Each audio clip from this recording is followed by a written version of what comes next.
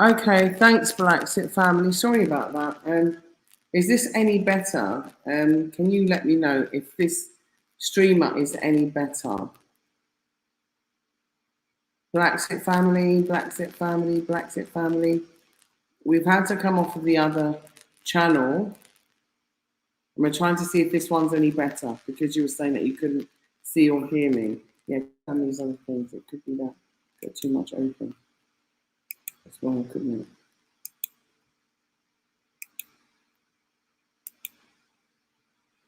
Okay, she says she's back. Can you hear me?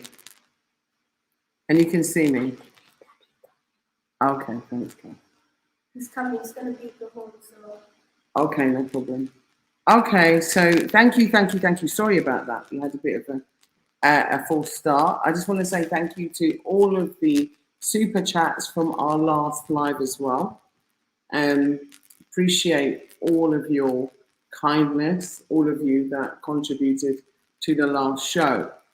Now, Lady Visionary, greetings. Botany Lee from Fansworth, greetings. And no, it's okay, that's my phone. What do you want to do? Oh, why? Sorry. No, I need it to do some research then. No, thanks. Is your other phone connected to you? Sorry? Is your other phone? No, this one is connected to the channel. Why are you asking me to around? What do you need it for that? Sorry? Okay. Sorry about that. What a start. So he says asking me if my phone's connected to the channel. I didn't understand what he was talking about because I'm thinking I'm here. But anyway, how are you all? Good to see you. Good to see you. And the Coco show. Much love from Central African Republic. Yeah, come home to Africa. That's right. I'm home in Africa. Woo-hoo! And it was a beautiful day today. What's up, Bla Xit Farm? One love. Hello, London Sunshine Corner. Yeah, everything is good. Everything is so good. But today I'm going to talk about culture shock because on my up-ins and goings, up and down-ins on road, you know, I've been meeting a lot of Bla Xit subscribers.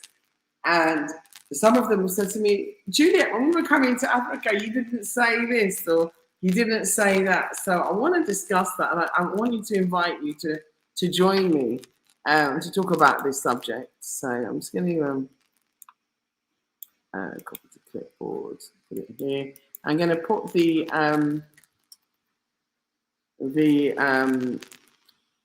address on the screen so that you can join me. So I'm going to put it on the screen now. So basically, so some people say to me, but Juliet, you didn't say, or Nyancho, you didn't say that, you know, there are animals here. Yes, there are. Yes, there are. In Africa, there are lovely animals. You know, there are cows that walk in the road. And there are men that still have donkey carts. I have a donkey, in fact, and I must give you an update on Pundi. Pundi is so big now, and his belly's fat. I think we're overfeeding him. Also, watching from my bed, otherwise I would come on. Oh, okay. Well, you're welcome to join me to talk about it. So I wanted to talk about some of the thing. If you've traveled to Africa, if you've been on the continent, some of the culture shock that you might have encountered. Now, I come from a Caribbean background in the sense that my parents sent me to the Caribbean when I was younger. So having experienced the Caribbean, Africa wasn't that much of a transition for me at all, because it was very, very similar, or it is very, very similar. However, I think if you've been brought up in a very urbanized environment and you're coming to Africa for the first time, you could encounter certain culture shock.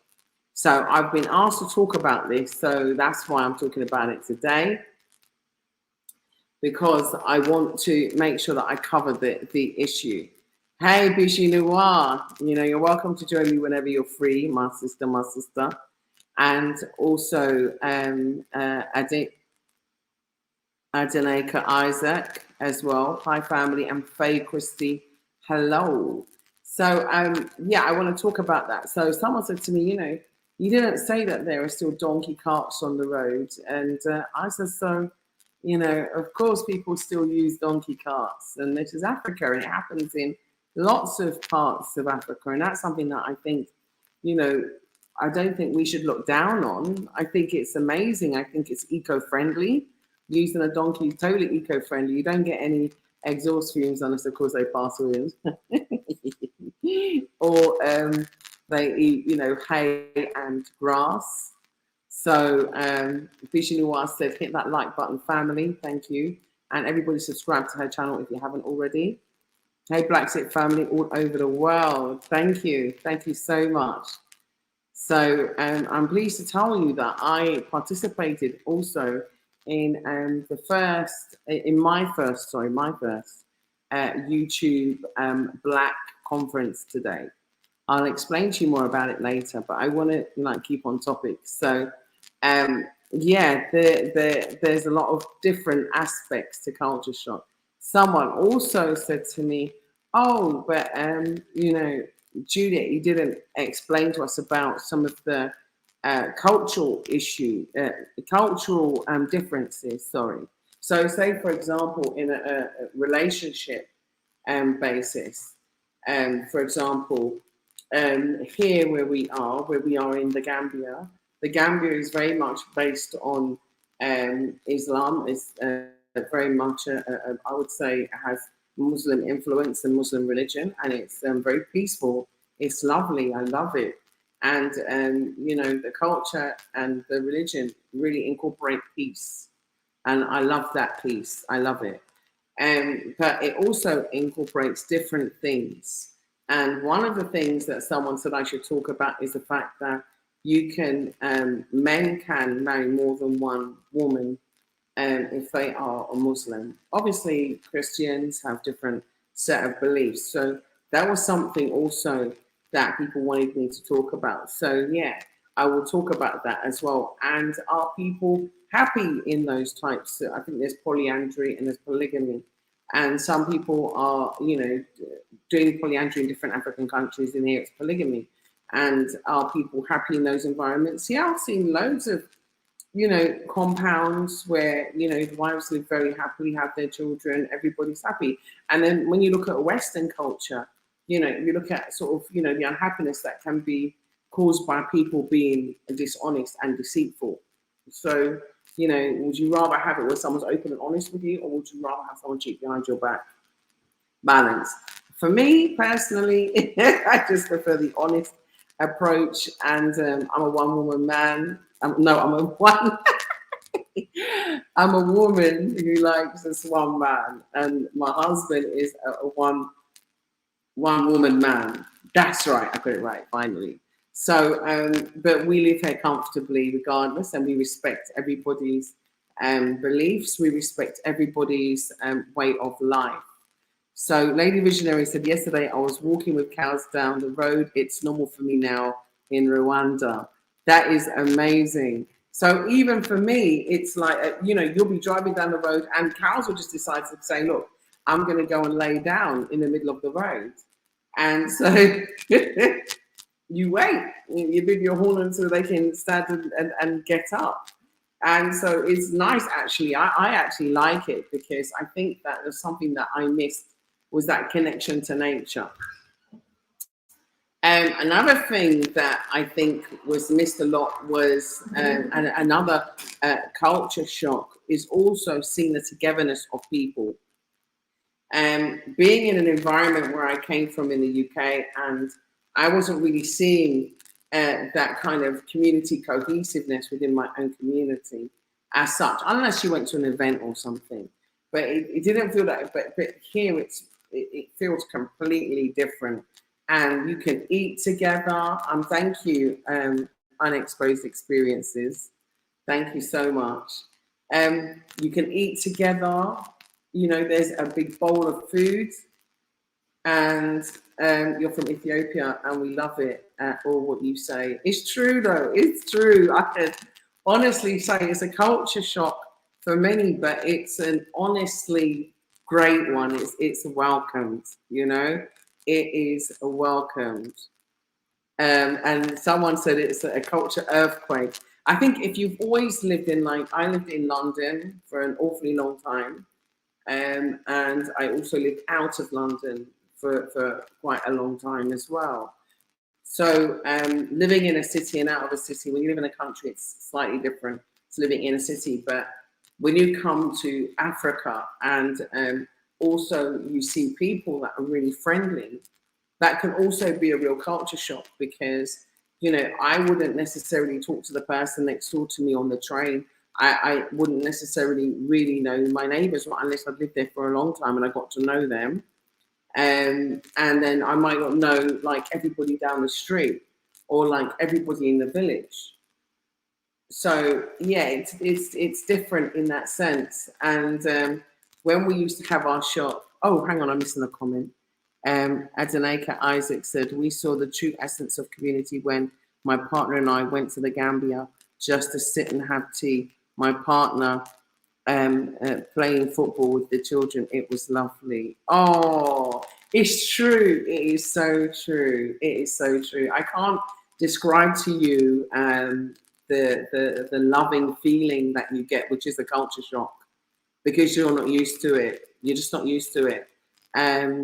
When we went shopping, so say for example, I would go to Serakunda Market. I haven't really covered that and given it its true justice. I know I only showed you like a shop where they sell material, but I am going to cover the market. But you know what? It's because I'm too busy shopping to film.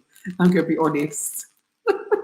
And I have to go specifically to film. But when I go to the market and I see things, I get carried away. I do. I'm not a shopaholic, but I'll see a bargain and then I'll start to buy, and then I think, oh, my hands are full. I can't, film. So I have to go on a special trip. I would love to take you shopping with me, and I'll bring a cameraman. That's what I'll do. I'll bring 2 cameramen so it's easier for me, and so I can shop and do that. Okay, so Bob Garvey said, so many people exaggerate culture shock, especially in these modern times. For me, it's just an adjustment and no surprises. I agree. I mean, I totally agree. For me, it wasn't. I mean, I've been coming here since 2011. I've been coming to Africa since I was 22. So it wasn't such a culture shock for me. But I have been approached. Yes, that's right. I've been approached. And I've been asked to cover this subject. So if you ask me to, as long as it's reasonable, of course, and I think that what you said is absolutely worthy of sharing it with everybody, and us all having a conversation. I will cover it. So I don't think the culture shock is that much. Someone said they couldn't get used to hearing the cockerels in the morning. Yeah, people have chickens. And so they crow. They crow. And yeah, someone said, they actually eat like chickens. They couldn't get used to seeing the chickens in the cages and people buying it like at market, because they'll take the chicken and, they'll clean it for you. So obviously, yeah, the chicken's alive, and then the next minute it's not. And then, they put in hot boiling water and take off all the feathers and what have you. But, I'm sorry to all the vegetarians and vegans out there, so I apologize before I say anything more, but I'm going to tell you that is the best tasting chicken. And yes, I used to be a vegetarian. Yes, I used to be a vegan, and I do apologize because I fell off the wagon. But that chicken tastes so good. It tastes so good. And so, like, things like this have also been a culture shock to people, because they used to go into a supermarket where everything is like packaged in cellophane and or plastic for you to just pick up and buy. You don't actually see the animal, or you don't actually see the living animal. So that's also been a culture shock to some animal lovers, and also sometimes seeing cultural practices. And there are a lot of cultural practices that I hear. I saw someone who was absolutely scared to death because of a kangaroo. Now, a kankaran is cultural, and you have different cultural groups have different cultural, if you like, let's say, what did I say they were? Belief systems, in a sense, they are. And so, like, Mandinka have some, the Jola have different ones, and so, and Wolof have their own as well. And so they have kankarang, and kankarang is where they dress up in these suits. It's almost like grass suits, some are made of plastic, some are made of grass, and they have two big machetes, and they clash them together. If I have footage, I'd share with you. Have you got any footage of kankarang, sir? No, we do have from the last event that we went to in Nima Kongo. There was kankarang there. And so they smashed these two big cutlasses or machetes or machete, whatever you want to call them, together. And they were absolutely petrified. And they thought that they were going to be, attacked. I had to explain to them that no, this is culture, and it actually warned away, you know, any evil entities or spirits or whatever from you. And it's culture, and you give them money. So it was interesting that, you know, people would feel threatened by that. But I guess at first instance, seeing it for the first time, you wouldn't know what to expect, especially when you see the two big machetes. So that is also cultural, and it happens here, and you'll see it down the road, you'll see it in the areas.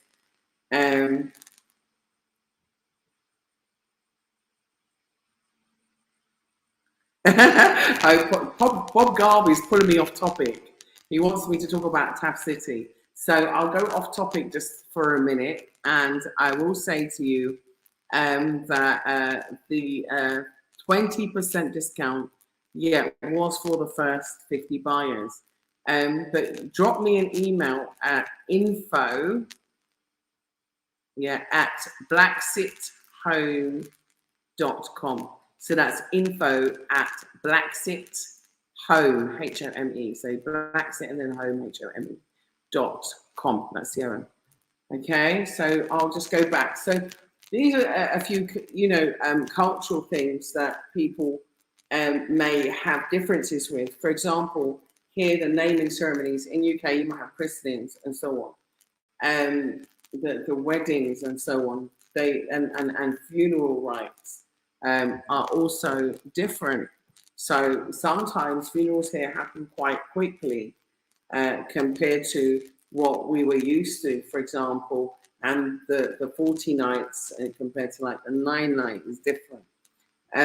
There are also differences with regard to culinary differences, like food, for example.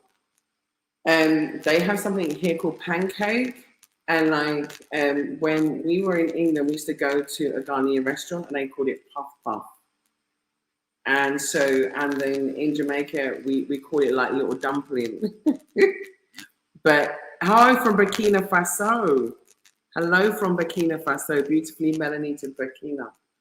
I've always wanted to go there, actually. Always wanted to go there since reading that book by Malidoma Patrice Sume called Of Water and the Spirit. I've always wanted to go there. So knowledge is power. Nice to see you. Nice to see you too. Knowledge is power. So other cultural differences is dress. A lot of people do wear, you know, European clothes, but many people here wear the traditional African clothes, and I love it. This is also traditional. This is actually from Senegal, actually. This is from Gambia. This was made from a lady who took a trip to Senegal. So this is Senegalese, but it's still African. Makes no difference. But I love wearing my African clothes in Africa. And looking African and being African. So that's another culture shock. Is also that you can wear what you want and feel comfortable. You really can. You really can. Is there any culture shock for you, my brother? Because they can see you. No. You had no culture shock? No. Come on, join us. Come on in. The Cocos, Jamaica. Uh-huh. Yeah. Yeah. I'm not the one. Everybody, this is the man who does all my filming. I love him so much. This is my baby brother. Yeah, sorry, all right, not so much baby, big man brother, Ayuba. So yeah, talk about some of the culture shock that you might have had. Yeah, So I remember in Jamaica now, the chickens, the cocoa. Yeah.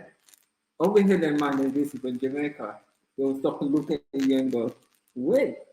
And then go, cocoa. You see? So what else have you noticed? Because obviously you lived in England most of your life as well. It's different. But it's nice different. Yeah. Have you ever heard of Safe Moon? What is that? Gilbert, come online. We've posted the address. I'll post it again. Come online and share about Safe Moon to us. Yeah. Okay. I'm putting it in the chat again. I'm going to put it in the private chat as well. So you can have you can join us if you join the private chat. So come and tell us about that. I wanted to also share with you not just about dress, not just about marital situations that we discussed, but also just about the fact that even when sometimes purchasing things, to give someone something with the wrong hand, can be seen as offensive. I didn't know this until we had our shop. And then I think I was giving someone money with the wrong hand, wasn't it? Was it the wrong hand or taking money with the wrong hand? Level 50. Yeah, so we had to, you can't say names. So we weren't able to, you learn little cultural differences, but just the basic greeting is really easy, and I think it's really appreciated. So one of the things that you can do culturally is just to learn some of the basic language. Like for example, someone was cleaning my car the other day, and I said, "Mota be set now," and I'm asking, "Is my car clean now?" Yeah, like Legate is now. So he really appreciated the fact that I asked him in Wolof. So I think that these are small, cultural differences that are good. So language is a big cultural difference, and especially when there's multiple languages. And in the Gambia here, there are multiple languages. There's Wolof, go bruv. Mandinka. Fula. Jola. There's Sarajevo. Saru. Wolof. And we said Wolof, didn't we? Yeah, we said Wolof. But there's it's not just Gambia, but the other languages. Other languages for other African countries. I think Nigerian, Syrian, Creole. Yeah. So and Gambia is very much a melting pot. You'll find people here from all over different parts of Africa. So you really do get to learn and eat different foods as well from different parts of Africa. Talking of cultural differences and foods, rice is very much a part of the staple diet here. So that was a bit of a culture shock for somebody here. Okay, so Lady Visionary said in Rwanda there is only one language, and that's Rwanda. Okay, Amina, listen, Eto wants to talk to you, and my phone has broken. So for everybody, I'm not on WhatsApp at the moment. My phone's broken. I've ordered a new screen, so I'm waiting for that to come. Okay, because I wanted to get an original screen, so I'm waiting for that to come from the UK. So that's the reason why you can't get me on WhatsApp if you've been trying. I'm really sorry, everybody, but my phone. What happened to it, Seth? What did you accidentally do? Okay. My bad. Sorry about it, family. He accidentally put a pin down it and broke my whole phone. But anyway, to my beautiful sister Nyancho and family, love your cooked food. Love you too. I love you too, sis. I hope you like the picture I put out for you from Usman. See you in a couple of weeks. Oh, you're coming. I tell you, it's going to be live and direct. Some people came in yesterday as well. How do I get started? Easy to get started to come to make that transition. Very, very easy. How would you choose which language to learn if there are so many? Wolof is the language of business. So Wolof is the language that I'm learning. Although I do know bits of Jola, and I do know bits of Mandinka as well, and very small amounts of Fula. So hit that like button, family. Thank you so much, Bijou Noir. Polygamy is all over the world, people, just associated with Islam and Muslim, but it's not true. In the USA, they're doing more polygamy than even in Gambia in percentage with the excuse sister wives. Do you know what? I would rather have my husband or be honest with me, wouldn't you? I mean, then go and cheat on me.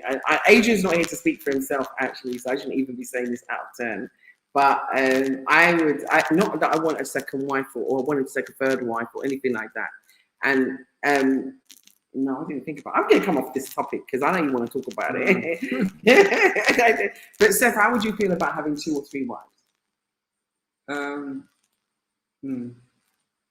You have to be able to support them. Yeah. You can't just have them for the fun of it. That's another thing I need to clear up. Yeah.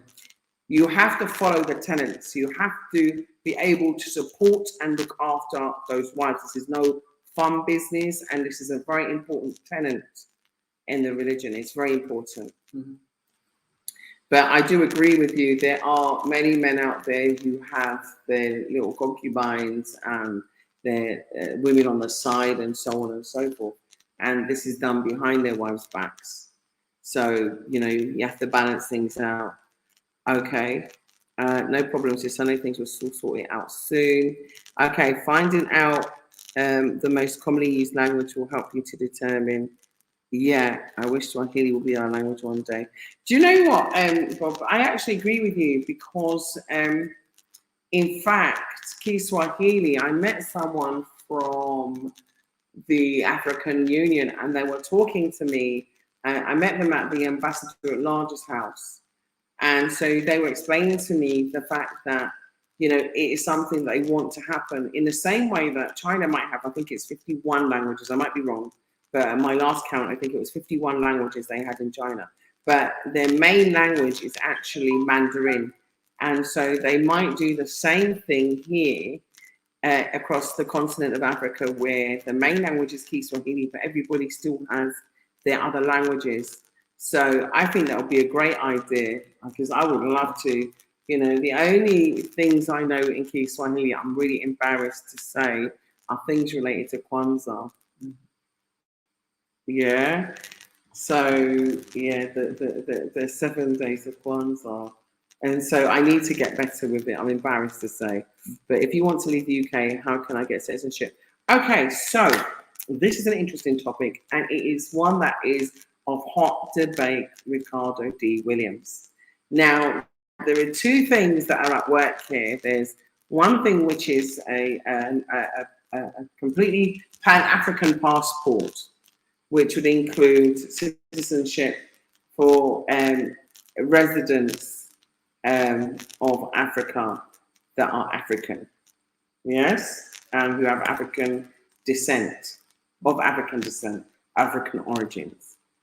And then there is the individual issue, which is about individual countries and people like us having citizenship, for example, in Gambia. So our situation since meeting the president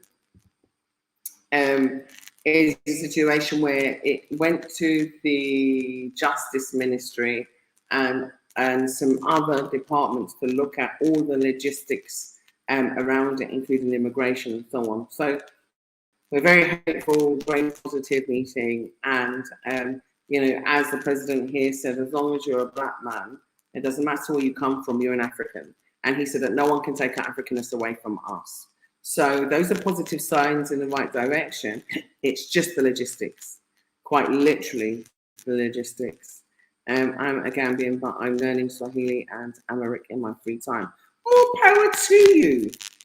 Yo, Bob, that is good. I was learning Amharic with a long-term friend who's passed away now, unfortunately. And he was showing me the Amharic scripts. And yeah, I learned a lot from him. He was a really good man, but unfortunately he passed away. Don't want to disturb his family by mentioning his name. Sometimes can erupt sad memories. So yeah, I was learning. I actually had the privilege of meeting Haile Selassie's family whilst they were there in North London. So I met Haile Selassie's sister. And that, yeah, is, when I mean Haile Selassie, I'm talking about the Emperor Haile Selassie, King of Kings, Lord of Lords. And so I was happy to meet him, and also his nephew while they were in London. So I'm one of the few privileged people that was able to do that. In fact, I've been quite privileged to meet quite a lot of really lovely people in my life as well. But regarding culture shock, I'm going to come back onto target because not everyone's too afraid to talk about the subject. But one of the things that hit some people as culture shock was some of the basic houses, or what we call local traditional homes. And the culture shock there was that sometimes the kitchens are outside. And sometimes the bathroom areas are also outside. But when you actually stay in a village like this, it is beautiful. I cannot describe to you. You think that you kind of get so used to, I think, westernized living, but when you wake up and you sit under the mango tree, and you know, I love mangoes, especially during the mango season. It is so nice. And you know, you wake up in that village and you hear them pounding the millet in the morning. You know, I don't know if it's something that's inside you or it's like a deep-seated memory, but something in it is like you return home. A part of you returns home. You hear the pounding and you hear the ladies singing as they're making a breakfast in the morning, you know, and you're eating your nomo, your porridge. It's beautiful. I can't describe to you how lovely it is. You hear the water as everyone's bathing, and you know, you're outside and it's like got big banana leaves and other leaves outside. Oh, it's nice. But maybe it's me. I don't know. Maybe it's me and I get pulled into the African sense of things. But I didn't feel as though I was in what do I call it? A basic environment. I actually felt quite privileged that they were able to live totally off the grid. Yeah. So yeah, he said it's spiritual recognition. Yeah. Oh, Amina said it's spiritual recognition. So I agree with you. I think it is a spiritual recognition. I can't describe to you, even when you're looking at the fire and they've built the open fire and the big pot is on the fire outside, you know, and the food tastes good.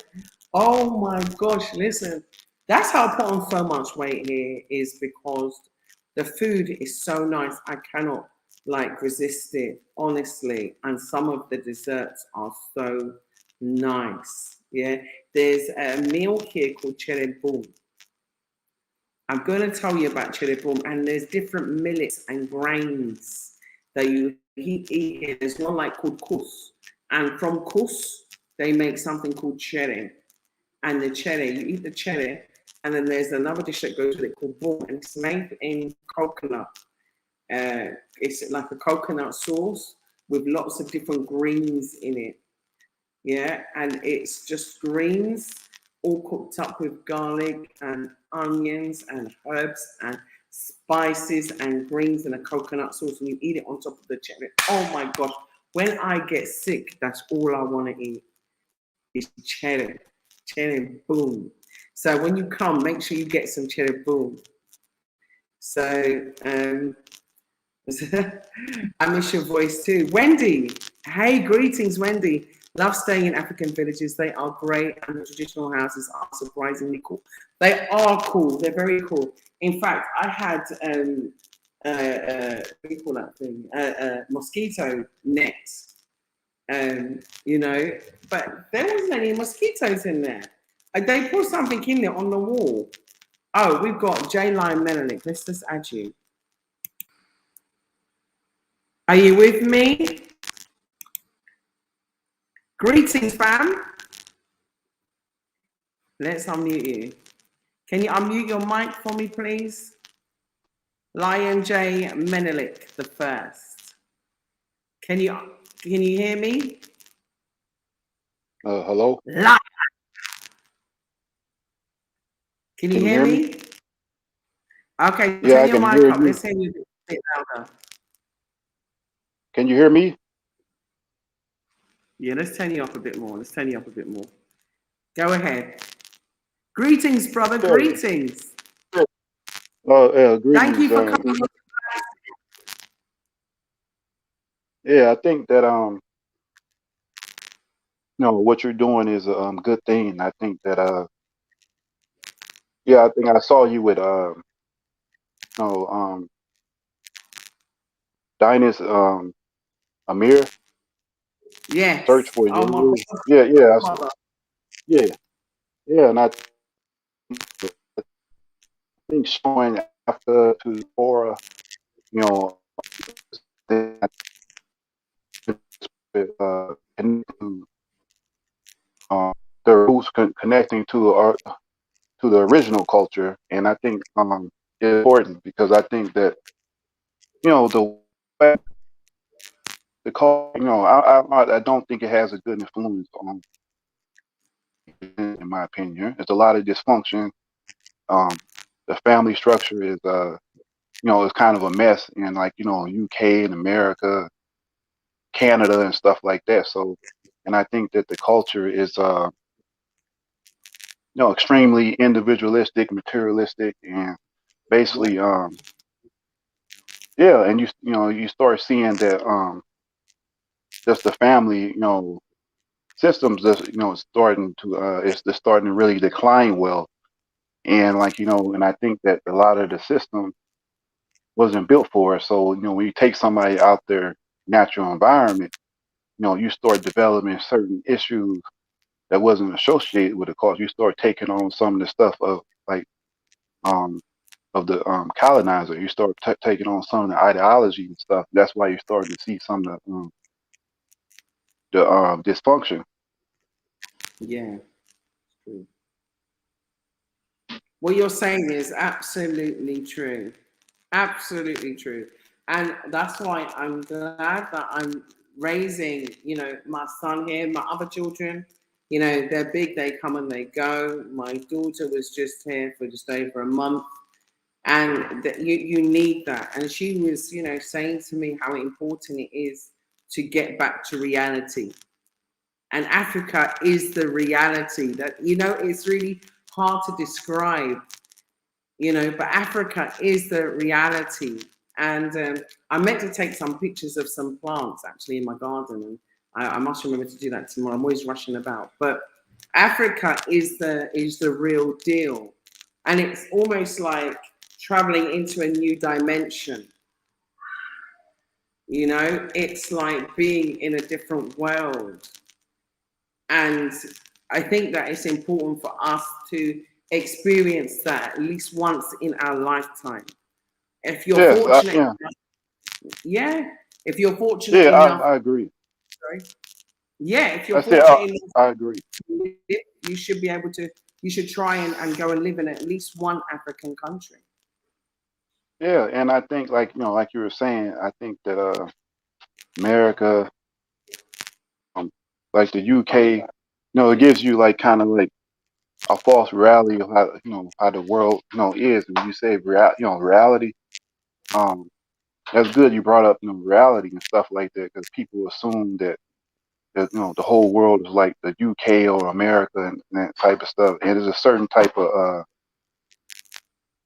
humanness that you have from these cultures and stuff like that, because you know, the UK and these, like, colonized countries, it takes you away from, like, the spirit, right? Africa has a certain type of spirit, Yeah, and people of African or spiritual people and stuff like that. You become more like, machine like, right? You become more like yeah, machine, and yeah. So I agree with you're saying, and I also think that marrying in the African diaspora is good. And I think in their culture, marriage, a Caribbean, marrying somebody from the continent, or to really get you plugged into the culture, somebody who actually grew up in there, instead of people. I think that's a good way too to move there or connect to the culture or something like that too, because they can like um what you call it, plug you into the people who you need to know and all that type of stuff, because you have to like kind of readjust your mind, because if you've been growing up in a European or a white culture like that, Yes. and when you go there, you're gonna be like, what the heck is this going on? So you kind of have to get that colonized mindset out of you, because so many stereotypes have been talked about in Africa. You looking at Africa like a white person looks at Africa. So because you've been implanted with that that type of colonized consciousness. Yes. Absolutely. I just got a Namanala. Namanala in Wolof means I miss you. And that's from Travel with Tato, who's back in the States now. So I wanted to tell her that I miss her too. Oh, my sister, I missed you too. Look, I haven't seen you for such a long time. I didn't know I was on camera. Great. Hey guys, I miss you so much. Nice to see you on live. That's what I'm talking about. Oh God. Well, I'm just happy you're having this discussion. I mean, this is really like the culture shock thing. People like you and me, even though I don't have as much background, I've only been to Haiti once. So, when I talk about me being Haitian and having all this culture, it was maybe like 6 months worth, but it was a lifetime. I mean, the shock of it stays with you forever. But like you, Juliet, there were so many things that I loved about being in Haiti that it stayed with me. And it's funny because just like you, I understand that you're going to have goats and chickens and all kinds of things running around, lizards and all kinds of stuff and spiders and whatever else wants to come through your house if you leave the door open. I understand that. And sometimes even if you don't leave the door open. But I'm going to tell y'all something today. Something happened at work today that's going to really bring something to head. Like I work for a company that, runs stocks. Let's just say that. That being said, a lot of us was working from home ever since COVID started. Now there's a big push, and it's going all throughout the United States. And I'm sure you guys know what I'm talking about, to get people back into the buildings. And the push that comes with that is, getting that thing, getting that thing. I'm not going to say any words, but getting that thing. Yeah. Well, that being said, a lot of us are going to have, to make some choices. And when Juliet came on here, maybe is it 2 years now? Is it going on 2 years? Yeah. When you said England is a dump? A lot of us, we saw hope. Some of us never even thought we could leave America. Go where? Leave America to go where? And I was speaking to somebody about that the other day, and it's true. Some of us are well-traveled, but there were some of us that never even thought about leaving the places where we were, Canada, America, UK. We thought we would grow old there, get our Social Security, end up in a nursing home. The thought of being able to go back to Africa was never even like, it might have been a longing, but not something you dared to even acknowledge. Yeah. So, when you talk about culture shock, we need to keep in mind this culture that we're shocked about, it's ours. We were grafted into other people's cultures. And if we have a problem with home, then that means to say that you're one of those kind of people that want to go sleep over somebody else's house because they keeping it up, but you don't have no idea of how to keep your own house up. Yes, our house is not 100% what it should be, but it's ours.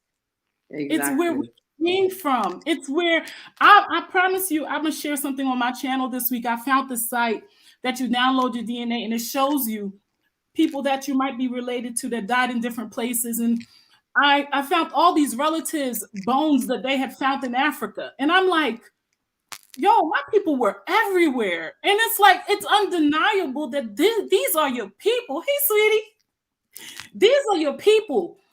That is your space. And if you're saying that it's not habitable, what do you think you're looking like around the nation? When they see us, they think of Africa because they know that's our roots. Yeah. So I don't know about y'all, but I truly believe it's a spiritual thing. We may not like it. There's so many things I don't like. And I talk about them all day long on my channel, because they make me uncomfortable. And that's, when I first started, a lot of folks was like, what are you doing? I'm talking about these things because in my mind, I know that I have to resonate with them and I have to, deal with the contrast. So, man, we got a lot of things to talk about when it comes to culture. But if we're really discussing what's going on the continent, then it says a lot about ourselves because all those other places that we are at, it's their laws. Their conditioning, their restrictions, they set the pace in those spaces. And if we're coming to Africa and we're looking at the way Africa is and we don't like the way the pace is being set, well, that represents this. It represents the melanin that you carry. So either we come and we do good in the spaces that we occupy, be it even if it's just your village that you're moving into, or if you're coming there for a while and you're living in a city, wherever you are, you do your best because you only come into this world for a certain amount of time. You come in that space and you leave it better than you saw it. And what a great opportunity we have because our ancestors couldn't even come back when they wanted to. And a lot of them didn't know that they had the option to come back or even thought of coming back, but the thoughts are coming. So don't back away now that, I hear people that are on the continent and they'll say something like, oh, it's just, you should see this. They have no roads. You're right. So that's an opportunity. Everything that is not there is an opportunity to make it happen. How can we do that? Africa can't become the United States, y'all. We are a whole different beast. The continent itself is a whole, I like the naturalness, but how can we make it great? It's already great, but how can we make it greater? We got to get used to this because this is the essence of who we are. The culture, that's ours. Now, what are we going to do with it? I don't know. But to sit back and just say, oh, I don't like the culture, that's not okay. We're going to have to talk about a lot of the things that go on in Africa because if you really look into America, you'll see a lot of those things happen too.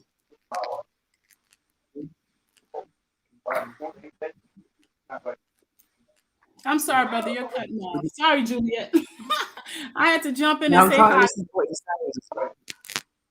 He's cutting off. It's hard to hear you. Try a different position, bro. Anyway, Gina, it's good to see you. I'm so happy to be here. I came in just talking like I'm on my own space. You see, that's what happens when you talk a lot. You know that Black City is your home. Come on now. I can't wait to get home. I saw you the other day. You said you got mango trees for everybody. I don't know if that's what we talked about, Julie. All I know is I have to go planting. Today was a bank holiday, and I said to them, well, not a bank holiday, but a holiday. It's called Gamo. And I said, I'm going to get up early. I'm going to do this and do that because it's a holiday. You know what I did? Sleep. I'm not going to lie. I didn't get up until I know what's going to happen. I know all these people. I saw a lot of you in the comment section saying you want mango trees too. All I got to say is, Juliet, I got them. They're all well planted. They're all well watered right there. And it's just to go and transplant them. And I am going to go, but I have to go with Lamin. I have to go with Keba. Obviously, because they're the ones that identify the exact plots. So they want to put them in the wrong place. So I have to go with them. So see, this is another aspect of things you do. You don't have to do, but you're doing them. And that's why I love you. So I'm grateful. I look forward to coming and seeing you, meeting everyone. Not gonna be able to stay. I'm still working. I just took a break so I could come in and show some love and keep doing it. And that culture thing, y'all, let's do it. Let's just figure it out. I'm sure there's some cleaning up to do, but that's everywhere. Nowhere's perfect, y'all. No, definitely not. And I mean, I was watching another channel as well, because I watch your channel and I watch a couple of others. And I was watching this channel. It's this young man called Joseph Sakala. He's from South Africa, from Zambia. He's a young YouTuber. He just started his channel. He's only got like 500 subscribers. That's when they're good. That's when it's good. Yes. Yeah, when you're fighting, right? And he put a video on showing downtown Philadelphia, and I watched it. It's on his channel. Anybody go to Joseph Sakala's channel, and I think it's the America They Don't Show You or the America Less Seen or what have you. And I watched it, and by the end of it, I'm telling you, I felt so emotional, so sad that people are living those lives. And here, where they talk about Africa's poor, Africa's this, Africa's that, people are much happier than that. And the people can eat, because if you don't have, your neighbor will share with you. Yeah. That sense of community, the sense of the issue with drugs and prostitution isn't at that level here. The issue of, people being confused about who they are, that whether it's their gender or whether, they're sleeping with people of the same sexuality or what have you. What I'm trying to say is my child's not, subjected to that on a daily basis. Not, having them tell him in school that it's okay, you can wear skirts, and so that's another culture shock. Not having to see it on billboards, and not having to see it pushed in your face every day. No, another culture shock is that it's illegal, actually. So that lifestyle is illegal here. So that's another culture shock. When you come from where it's been pushed on you in every direction, to when you come to an environment where it's not, encouraged, is another culture shock. Also, schooling your children is another culture shock. So I like what actually to school here. I like what you just said about the positive culture shock. The positives, man, being able to not have your children be introduced to certain things unless you want to introduce them to certain things. That is something that we don't even have the right now to tell them not to give our children vaccines if we want to keep them in schools. A lot of things are being taken away from us here. And you're right. That is a positive culture shock. To not There's no debate. Introduced to certain lifestyles, that is definitely a positive. But also, your sovereignty is still intact here. Yeah. Your sovereignty is still intact. For example, if I don't want to take it, and I don't have to take it. And so, I think that's really important. I don't have to worry about it. I'm not bothered about it, and it doesn't have the impact. The whole world pandemic didn't have the same impact on me here in Africa as it would have done to my family members and friends over in the UK. It was crazy.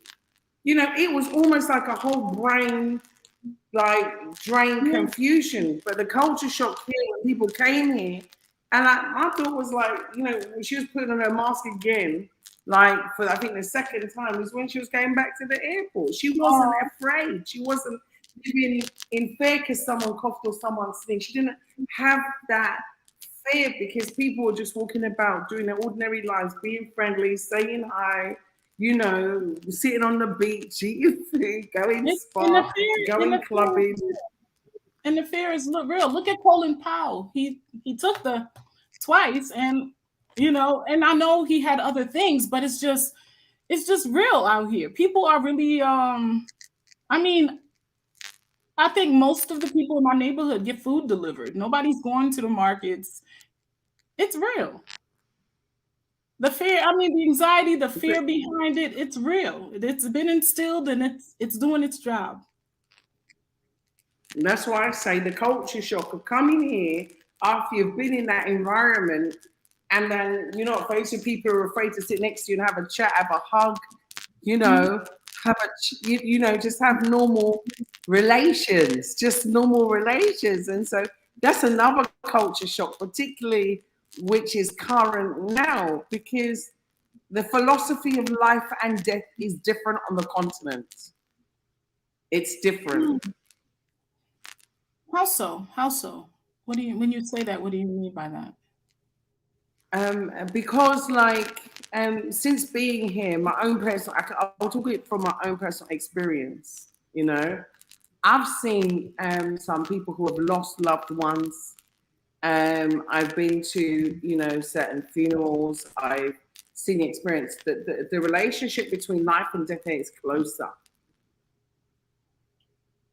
You see, and so a young one coming in is like almost like the rebirth of someone who's departed. So there's always a gain. Whereas I feel in the West, there's always a loss. Yeah.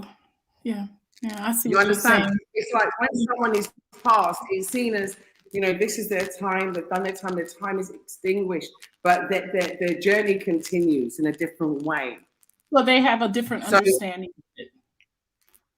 Yeah, whereas I think like the mourning is different. I think that the relationship between life and death is more of a continuum. And that's not beautiful. to say you don't experience grief or loss, but I think that the whole way that it's dealt with, and it's much quicker, it's much faster. The transition. You're not alone, and you're never alone in that. You have a whole village of people. I'm assuming. Wow. Yeah, you really do. You really do. You have the support, and it's a whole village. And that itself is just the best thought. I mean, I can't even hear it's immediate family, but I've seen. I've been watching some YouTube channels, and I've seen funerals, and it seems like it's the whole community that comes out to help you. Be it that you're celebrating a wedding or a birth, or you're sending someone away. It seems like you have the backing of your whole community and some. You see, these are the things that is the positive culture. It's like you have to have a balance. What is it that you're going? Okay. That's the thing. You have to ask yourself, what are you looking for? Because if you're looking for a place like America, they have places in Africa like that too. They have places that are built like that too, like Rwanda and your what they said Kenya, certain South Africa. Those places, you'll go there and you'll insert yourself and not even miss being in America or Canada or those places.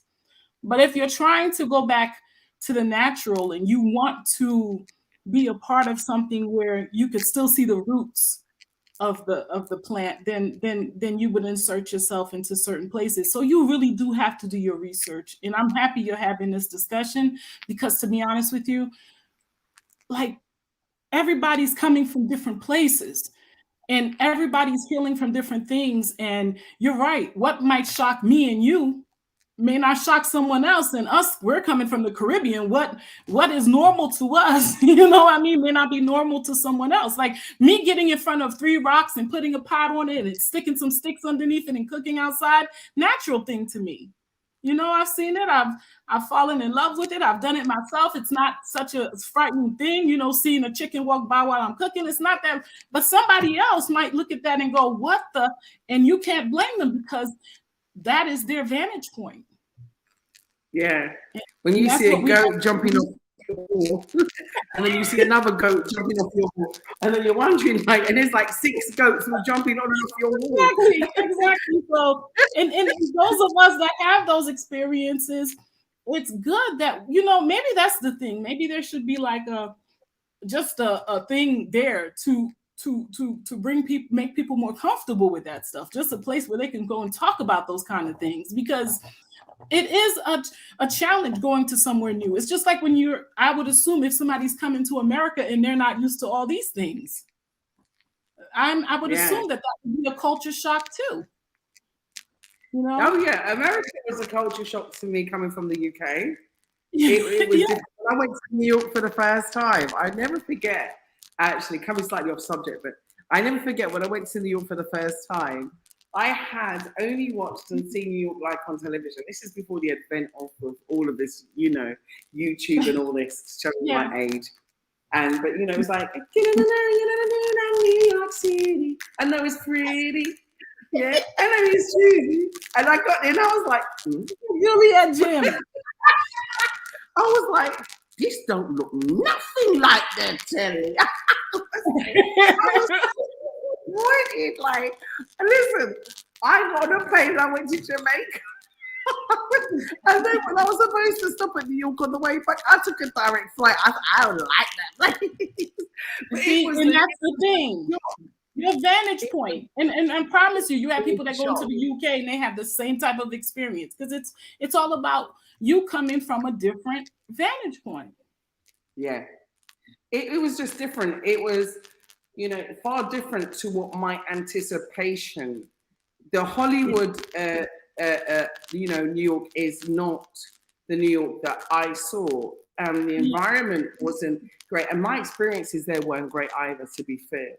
And the people were different to what I expected. It's like, you know, watching the Cosbys your whole life and you expect everything to be like the Cosbys. And then you're in the projects. It's like, this isn't the Cosbys. Not everybody's living like, oh my gosh, there's a rat. Oh my gosh, there's, you know, it's a completely like different environment to what you had expected because you're brought up on the Cosbys.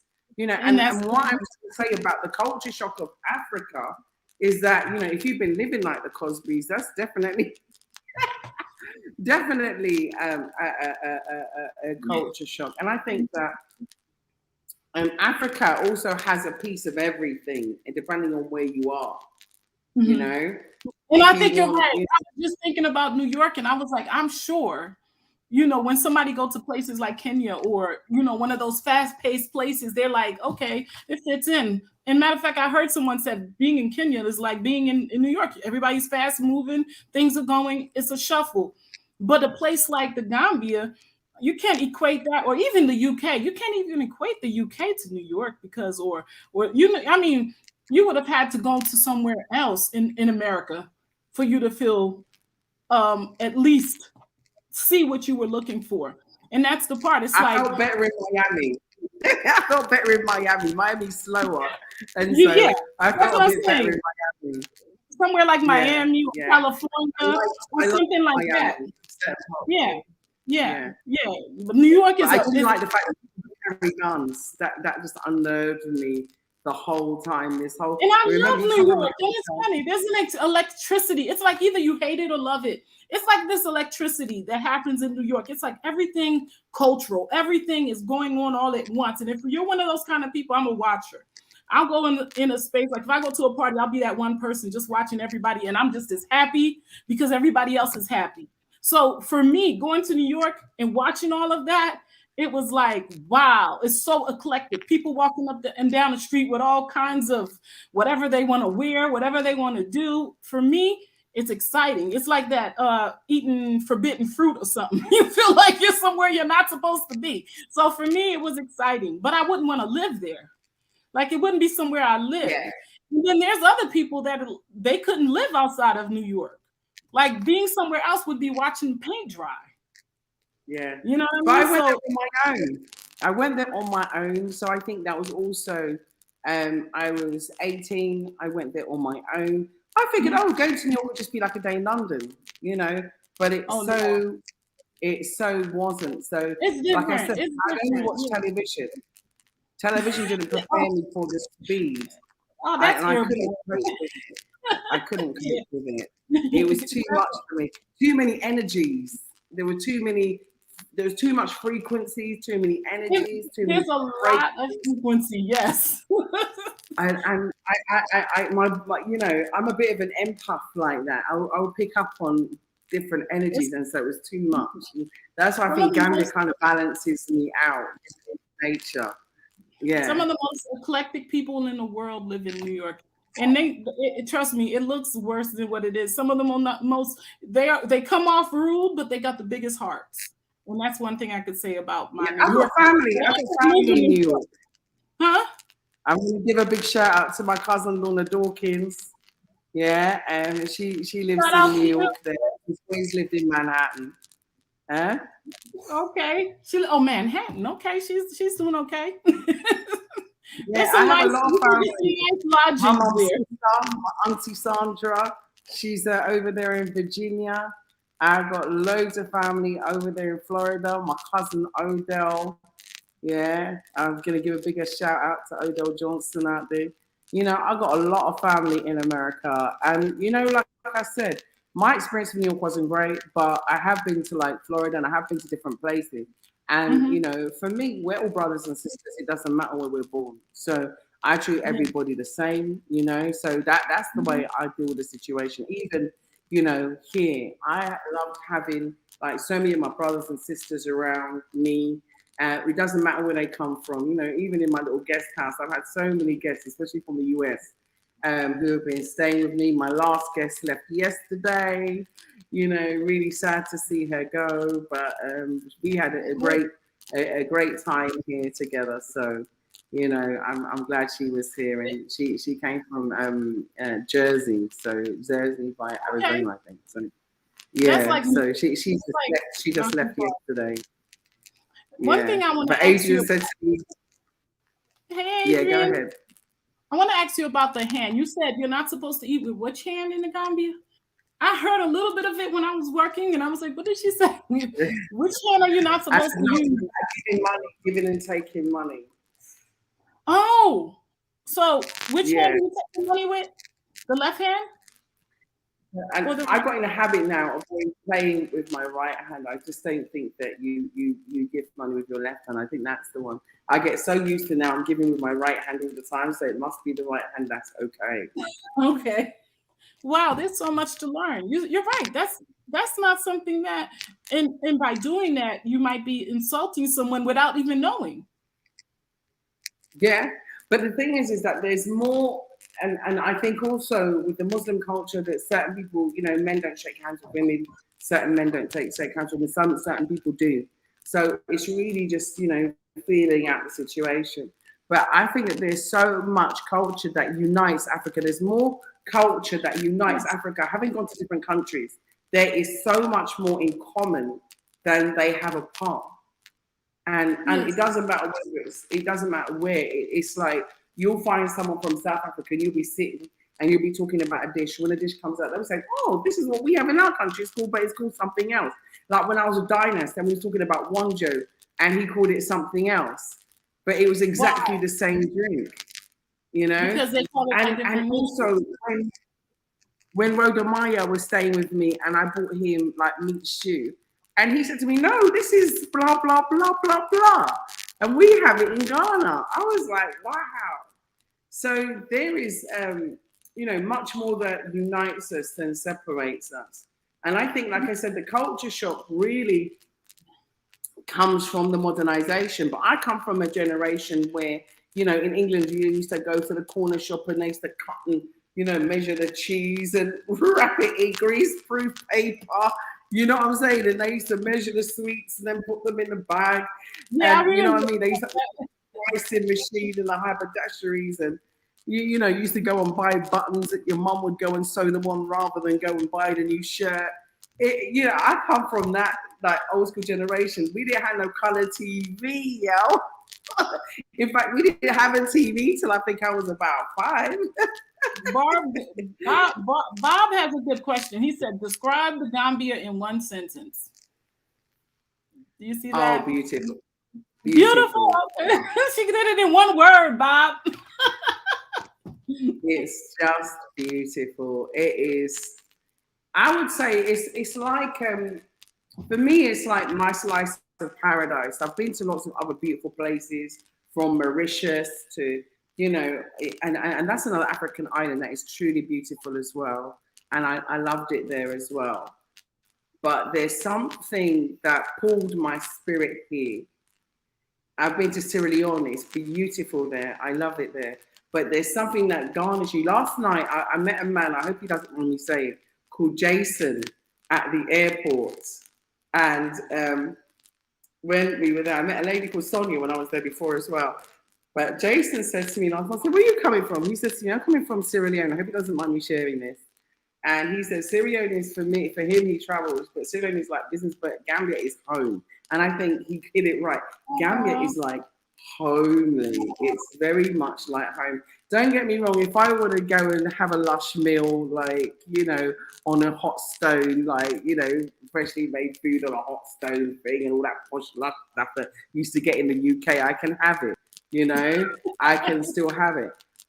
But for me, I rather go to where I can go and get my 50 Delaski, you know, plasas with rice.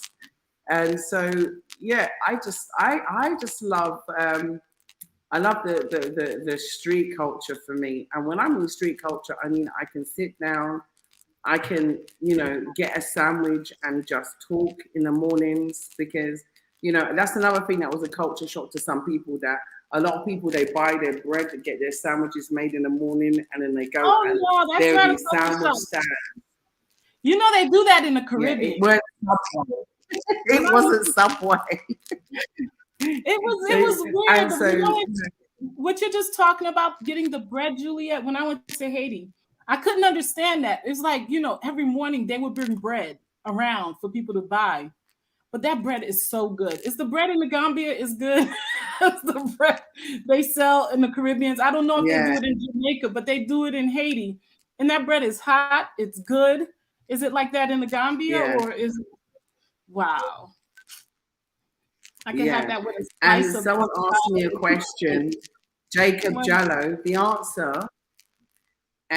answer is yes.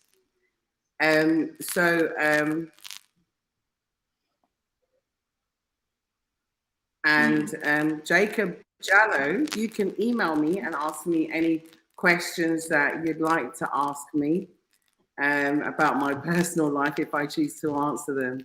So, what the personal?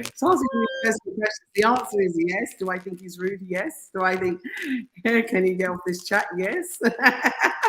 So, yes to all of the answers by Mr. Kong. I think he is, and I think maybe we should do some time out.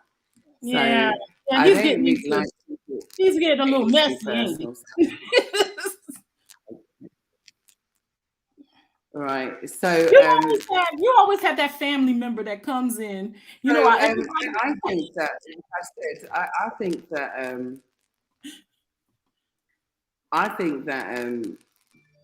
I think anything is relevant that you think is relevant.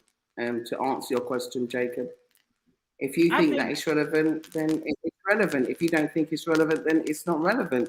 You know, someone said to me that everything is, you know, ethereal. And so it could be. Do you have to be fully vaccinated? No, you don't. You've got to have a PCR test though. So someone, Simo27, asked if you have to be fully vaccinated to visit the Gambia. No, but you must do a PCR test before you come, and sometimes on entry. If you're leaving the Gambia to go back, do you have to get a vaccination? Because I know that there are some restrictions being made about PCR test. Okay. That's good to know. Because I know that the US. I mean, who would have thought that we're talking about PCR tests and vaccines in 2021? Isn't it crazy? Yeah. I mean, rewind and go back to 2019 when I came here. Yeah, in February, we weren't talking about all this stuff. We knew something was coming, you know, because a lot of us fled. A lot of us left because we knew something was coming. But, you know, the extent to which it would be on a global basis has really, really, and that's been a culture shock. And you know what? And I'm just glad I got out. A year ago, you were on here, and I think you were damn near to tears talking about a lot of us wouldn't be able to cross over, and you were screaming, come on guys, come home, and you were in tears. And and it's getting to the point, we're getting very close. We're getting very close, and some of us are becoming very nervous, trust me. Those of us that are here in the diaspora, I hear from people all the time, and we're calling each other or texting each other saying, did you see this or did you see that? Or, oh God, I got some more, I have to get this together. Trust me, there's so many people that I talk to on a daily basis that are scrambling, because you could feel it now. Back then we had, your soul was telling you, but right now your physical is being affected. So if not Africa, then somewhere. Some folks are saying, if not Africa, then somewhere. Everybody's just trying to figure out what to do next. Do you see how many people just walked away from their jobs? It's getting real. So, when we talk about culture, I don't know. I don't know. Like I say to people all the time, some of you don't know how blessed you are to be on the continent. Yes. And if you don't have to come back, then you're even more blessed. Some of us are scratching or scrambling to try to get home. You don't even know the beginnings of it. So please, please, please, whatever time that you have, try to really, if nothing else, pay attention to the news, pay attention to what's happening in the world, and then look at your situation on ground if you're in the continent, and realize how blessed you are. Realize how blessed. No, it's true. That's all I can say. That's all I can say. It's true. It's true. I mean, a culture difference, right, is freedom. Mhm. I'm not going to lie to you. One of the big culture shocks you're going to have is freedom. Yeah. A lot of our lives, we've been doing 9 to 5. We've been told when we can go on holiday. Yeah.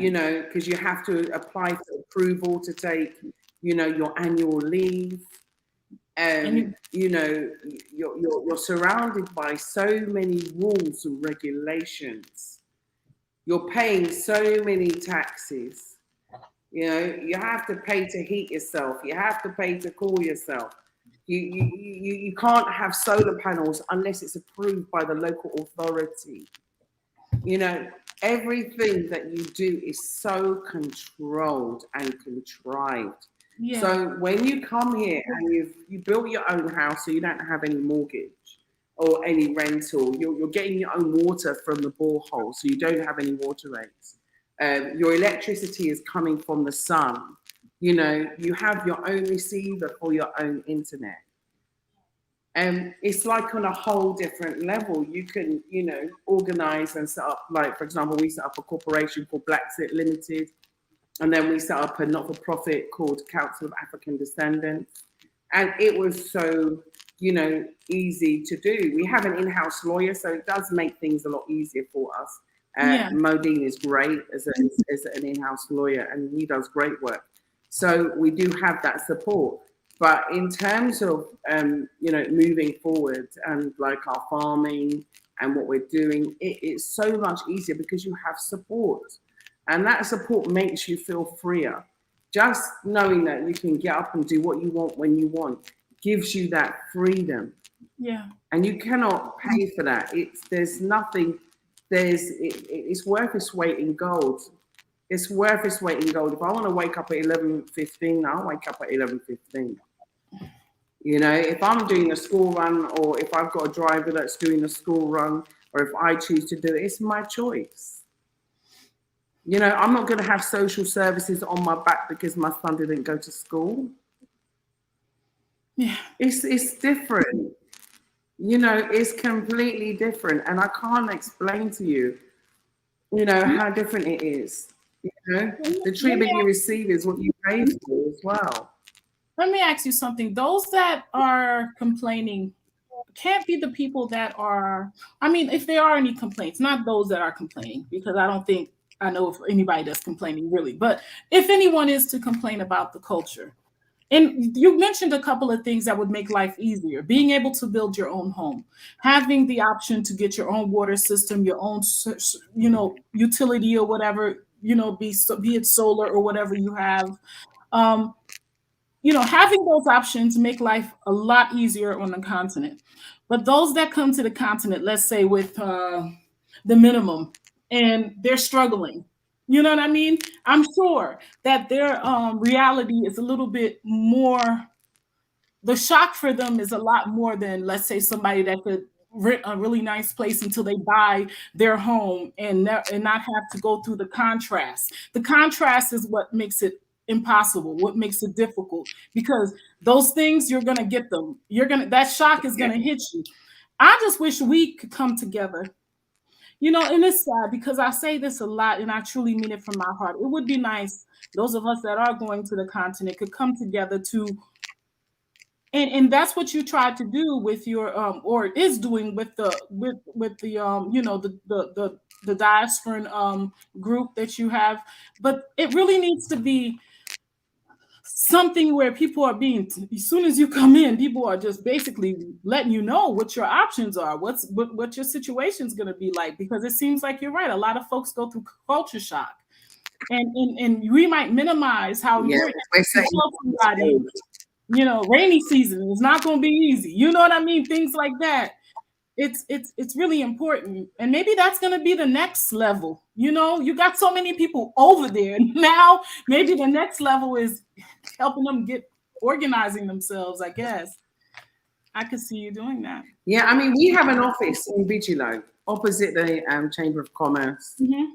And so, we're there for anybody. And, we're an important resource.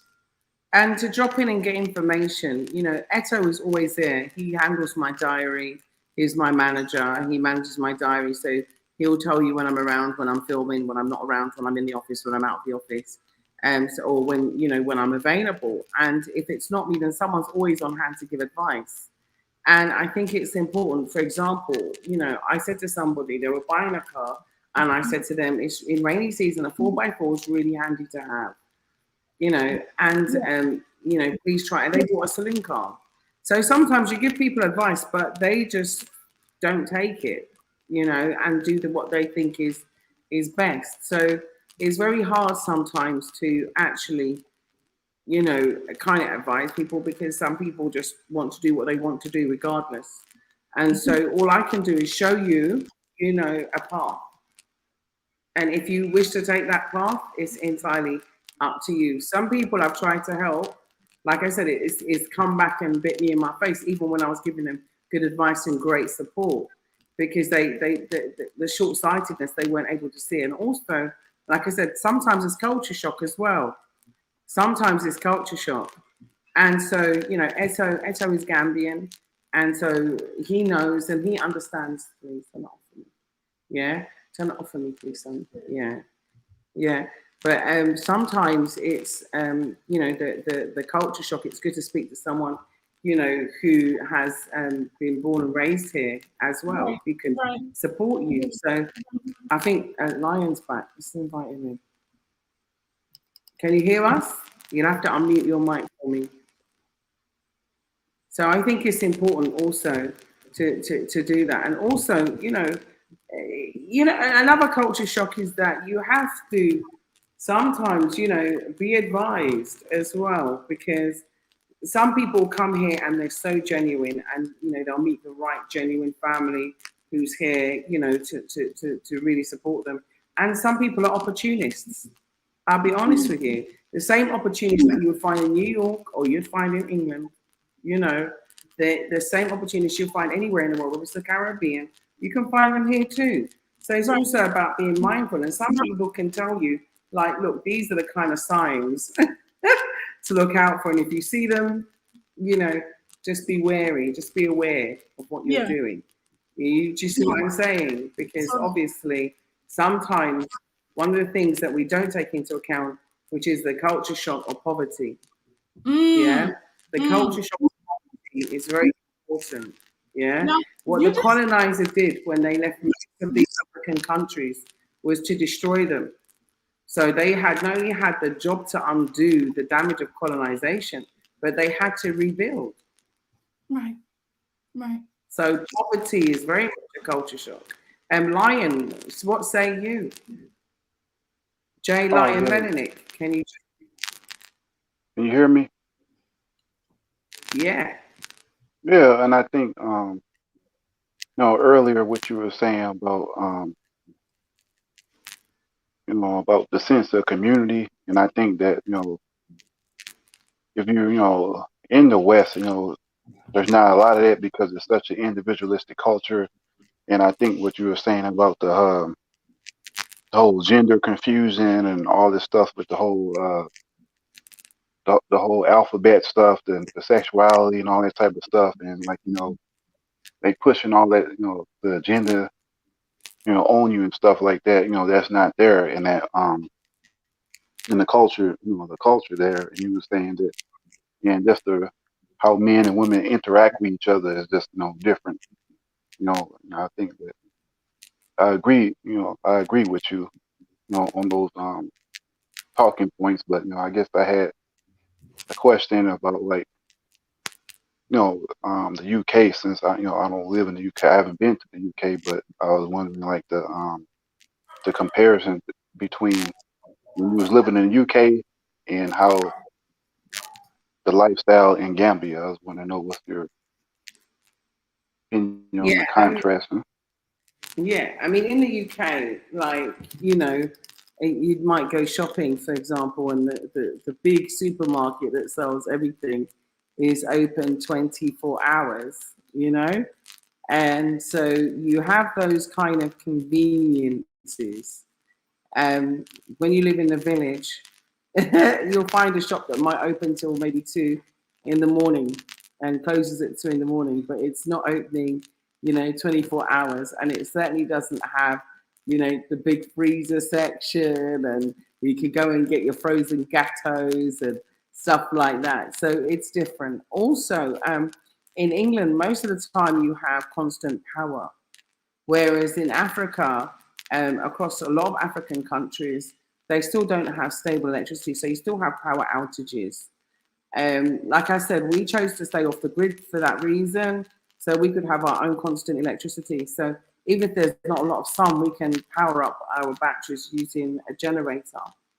So we can control our own flow of energy and light and power, electricity. So that's the reason why we went off grid. In addition to that, is that Kwame? Is that Kwame Abageji? I wonder if that is. Kwame, come on through so we can add you. I'm just waiting for you to load all the way through. Oh, he's disappeared again.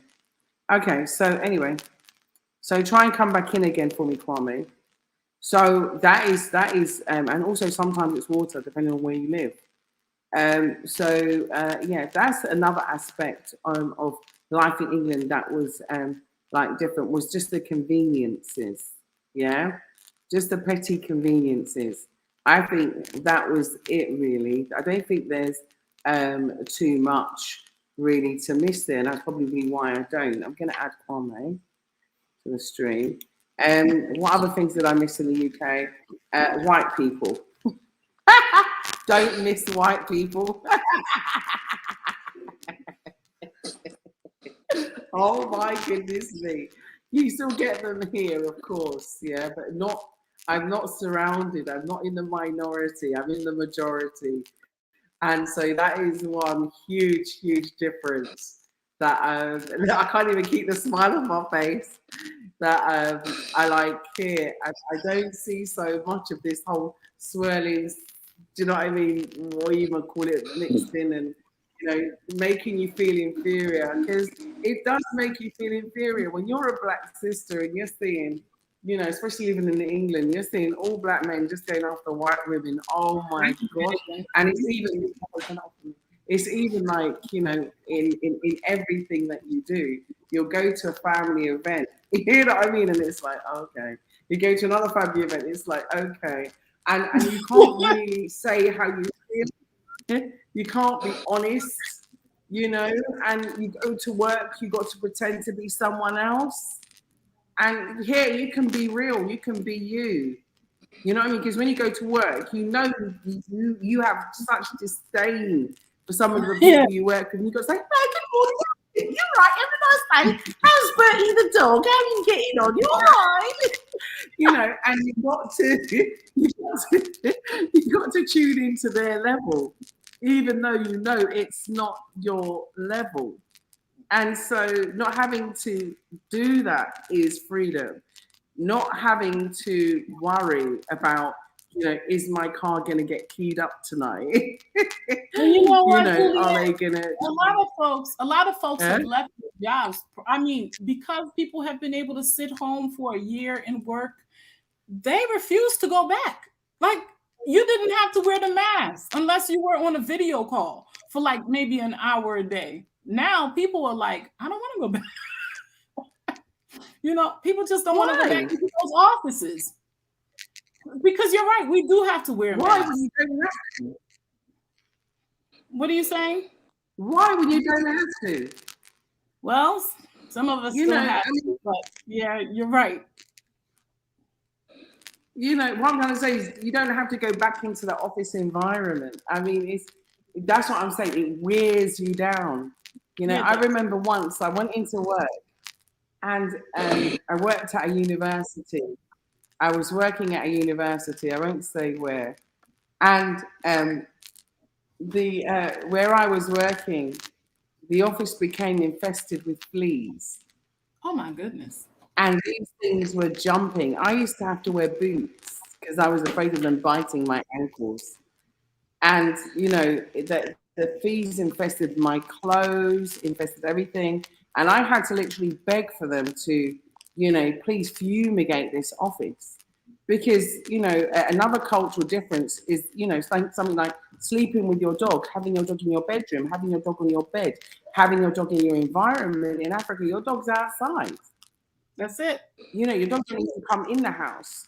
So it was the, you know, that close feline relationship. It wasn't, you know, it's different. And so it's more in line with my culture. It's more in line with who I am. I don't believe in animal cruelty, she says, after eating live chickens. But from the market. But, you know, basically what I'm trying to say is that there is a distinct difference between our culture and theirs, and that becomes very pronounced. I agree. When you Sister Nacho, I agree with you. come on in, my brother Kwame. Yes, that's me. Sister Nacho, how are you doing?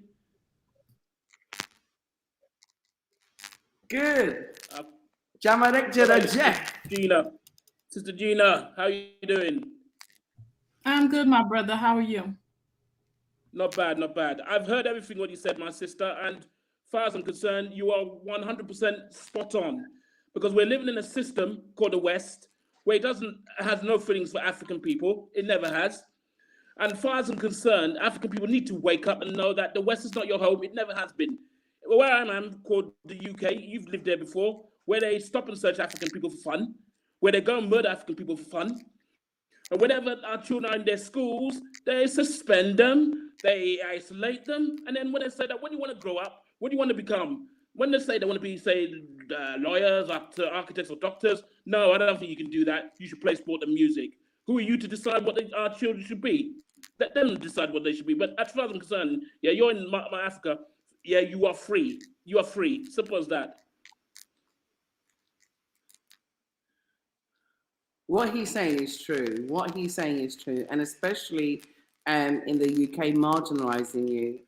Like I was fortunate. My mum was a headmistress, and my dad was a bit of an activist, you know. And I think I was quite grounded and quite anchored in who I am and who I was. I couldn't be an activist, you know, even though it gave my mum a lot of heartache and headache. Was worried about me. Yeah. Juliet's on another protest. But I was protesting for a reason. I was protesting, against, deaths in custody. I was protesting, against racism, racism, even though I became a victim, a terrible victim of racism, and my children became targeted victims. Oh, there's too much on that. Sorry, go ahead. It's too much.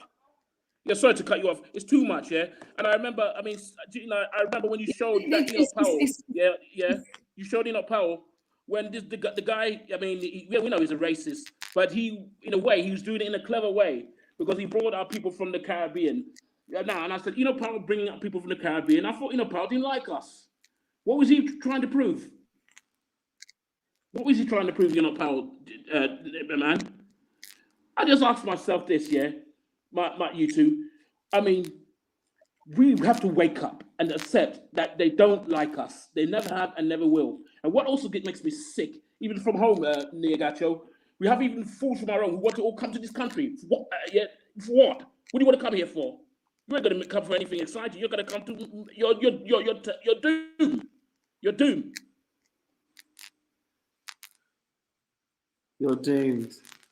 I think John Henry Clark said it, most prolifically when he said we have no friends. Dr. Francis. No, we haven't got no friends. Right. Yes. Yeah, no friends. She gave a lovely definition of racism. And when you break it down, what power will Black people ever have in the West? Explain that to me. Thank you. Here I have a president who looks like me. You're absolutely right. Please. I mean, these presidents we have in Africa, do you think they're for us? But then the Kwame Nkrumah was for us. Patrice Lumumba was for us. And Thomas Sankara, bless his soul, was for us. Those we have today, Niagacho and Gina, are useless, are a disgrace, and they're nothing but betrayers. And we as African people need to wake up and take the mantle to ourselves. Nobody can do it for us. We must do it ourselves. Nobody can do it for us. It's about time Africans grow up and take the mantle. I think there's two things. Yes. That are fundamental to change. Yeah? Right. One is that you can't look at leadership without looking at the whole system of governance. You can't look at leadership without looking at the whole system of education. They're two very fundamental elements, and the economical system that will depend on how the country is run or governed. And so what's happened is there's been a very clever system of debt. Which has been strongly bound around Africa. 82 and the Caribbean too. If you look at the president, Moya Mutley from Barbados, she said it very clearly recently. I was watching one of her speeches, and she spoke about the way in which Caribbean had been entrenched in debt. And the same applies for Africa. The only way to undo this debt is to realize that we're the majority, and what can we do? What can we do? And that's to have conformity. Non-conformity is the only way forward. How many people do you know that took this? How many people in your family took it? Lots. In my family. Because we don't know how not to conform. Because I can tell you this, Niagacho, is that before I go, and is that African people, what I've noticed about us, even at home, we are still misguided. And you and I know, if you look at even where I come from, Ghana, we still have these pictures of Europeans. I ask myself, where is our own selves as African people? Where's our images, of our own selves? What we can do, how the world can look at us. Why you got others who don't look like us? They're coming to our land, not to your friends. They're coming to our land to rob us blind. They're robbing us blind, right? They're brainwashing us. And you're right, Gina. They're brainwashing us, And another thing as well, what annoys me as well, we have these stooges who love defending them so much, I mean, it just makes me sick to my stomach, And I just say, don't talk to me. Please don't talk to me. The more you talk to me, I throw up everywhere. Take care, guys. Thanks very much, right? Thank you very much. We love you. We love you. I love you too. Take care. Love you, Kwame. Lion. Gina. Yeah. What we gonna do? Man, what we gonna do? Our only hope is unity, man. And I see it coming together. I think the contrast that we're witnessing is a part of it. And I always say that because I truly believe that, to get things together, it's going to be messy. And right now we're not in a very organized space trying to get back into our space. But I truly believe that I think that I think it's going to happen regardless because it's supposed to happen.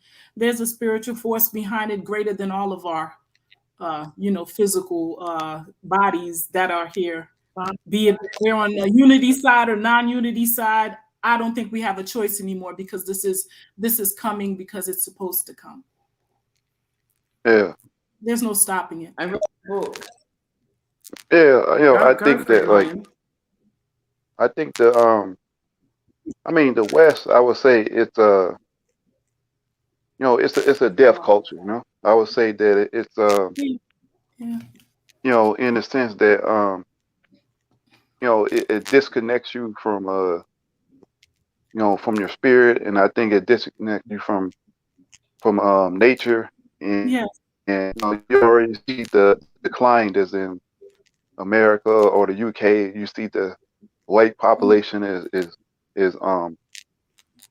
dropping in the sense that you see it like in Greek. I mean, I think it was like I saw there was Greece and Italy and some of these other like countries. The birth rate is totally um, is going down rapidly. So, and I think that and I think the future is Africa, and I think that black people in the diaspora needs to invest in Africa, and I think that but one thing is that um the West does. They will remind you and tell you that you're black. You know what I'm saying? And it's in the sense that and I think that's one thing. And I like if it's racism in your face, I prefer it like in your face, so because it reminds you where you at. And I think that, I and I agree. think, yeah, and I think that a lot of black folks need to get off this tribalism stuff. Oh well, you Caribbean, you Black American. Oh, I'm African. Oh, I'm East African. I'm West African. All this that stuff.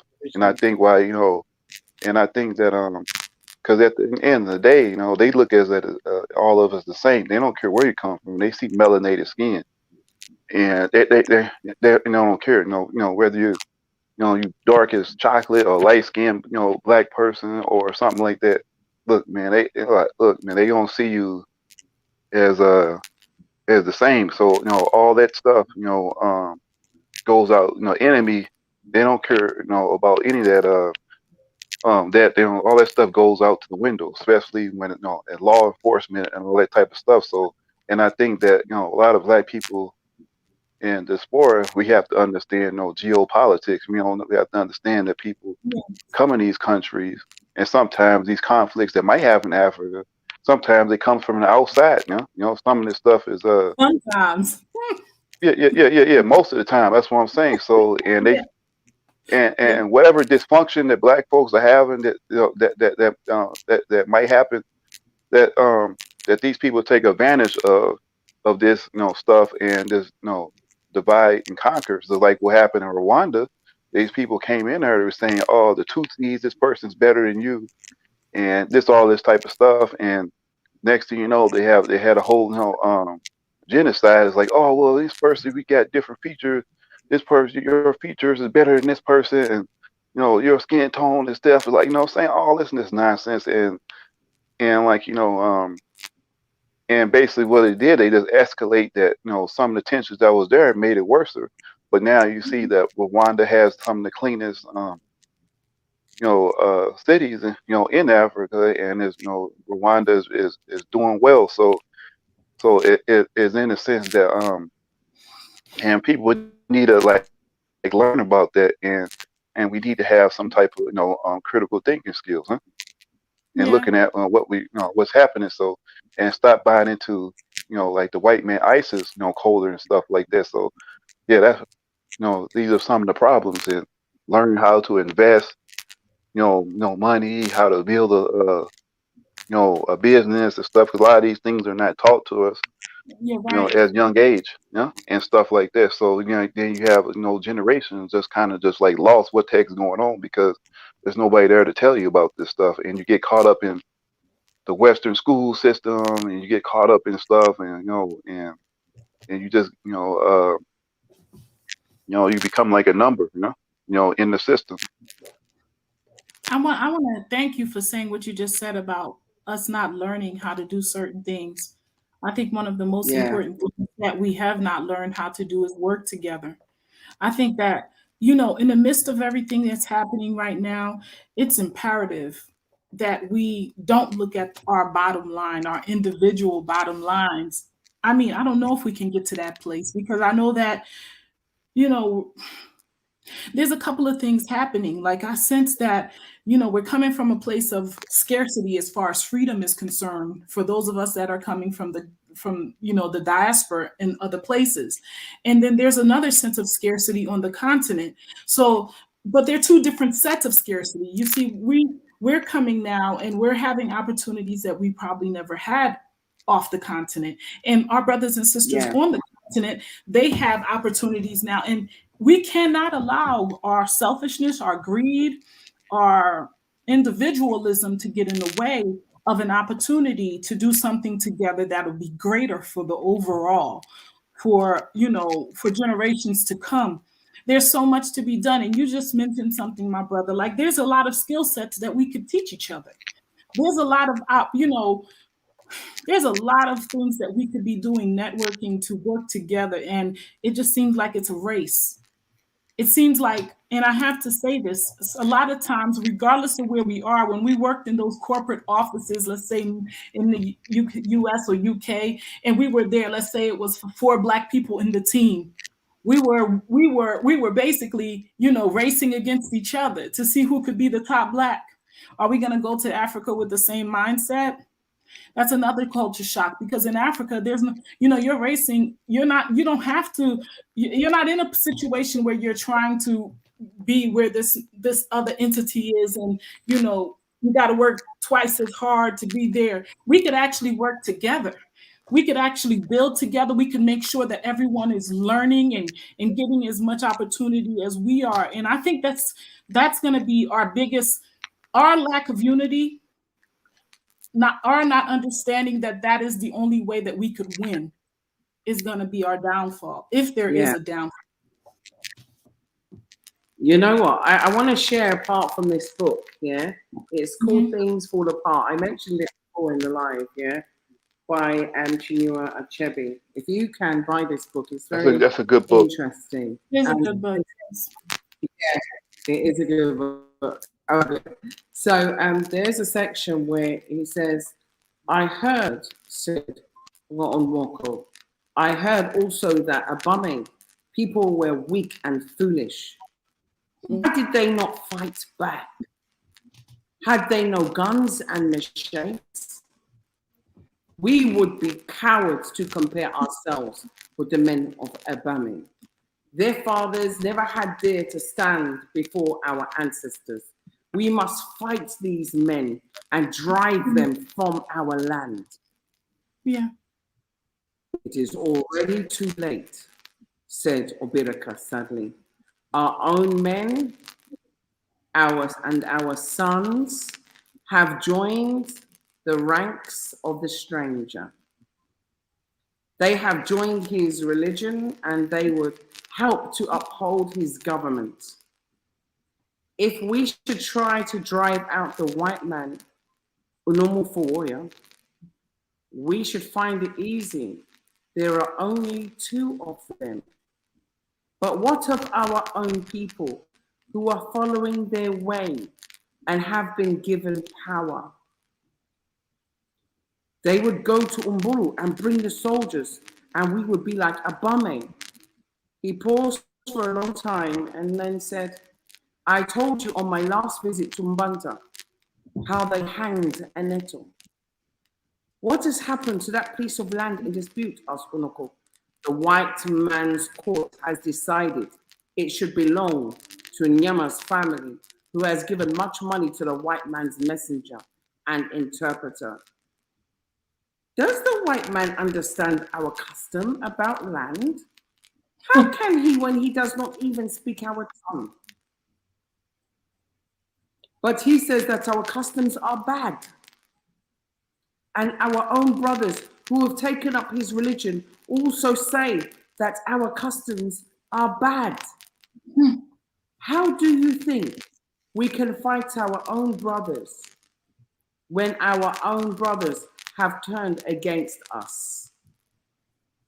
The white man is very clever. He came quietly and peaceably with his religion. We were amused at his foolishness and allowed him to stay. Now he has won our brothers, and our clan can no longer act like one. He has put a knife on the things that held us together, and we have fallen apart. That is what has happened. He said it. And it keeps happening over and over and over and over again. It happens over and It's over. not just religion, it's the education system. It's the education system. It's everything. It's everything. In It's the way Africa, they're not learning their language first. You know, the whole system of colonization was cleverly created, cleverly operated and discerned. And the thing is that I keep saying to people, you cannot take people who are peaceful farmers, just like in West Papua, because what's going on in West Papua is a microcosm or a micro version of what is happening on the continent here, including what's currently happening in the Congo, including what's currently happening in other areas of the continent. And what are they doing? They're taking peaceful people that were minding their business, you know, and farming in their gardens, having, you know, feeding from the forest, living naturally, having their own way of living, their own so-called religions, or whatever you want to call it, having their own educational system. And then another one comes in with colonizers and was imposed upon them. And this is what's happened to us. And what do they do? So they could take their resources, take the gold from West Papua, take the gold from Ghana, take all of the resources. So while we hang our heads, yeah, they just pillaged and stole and robbed. And the thing is that if you are different, then they will try to destroy you. They will try to defame you, disgrace you, tell lies, do anything to try to destroy you so that you can't help your brothers and sisters. And they use people who look just like you. This is what the book is showing you, because they bring them into that belief system. You know, it's like right now, there's still a lot of separation and division between us based on really minute and silly differences. There are those people that don't even love black women.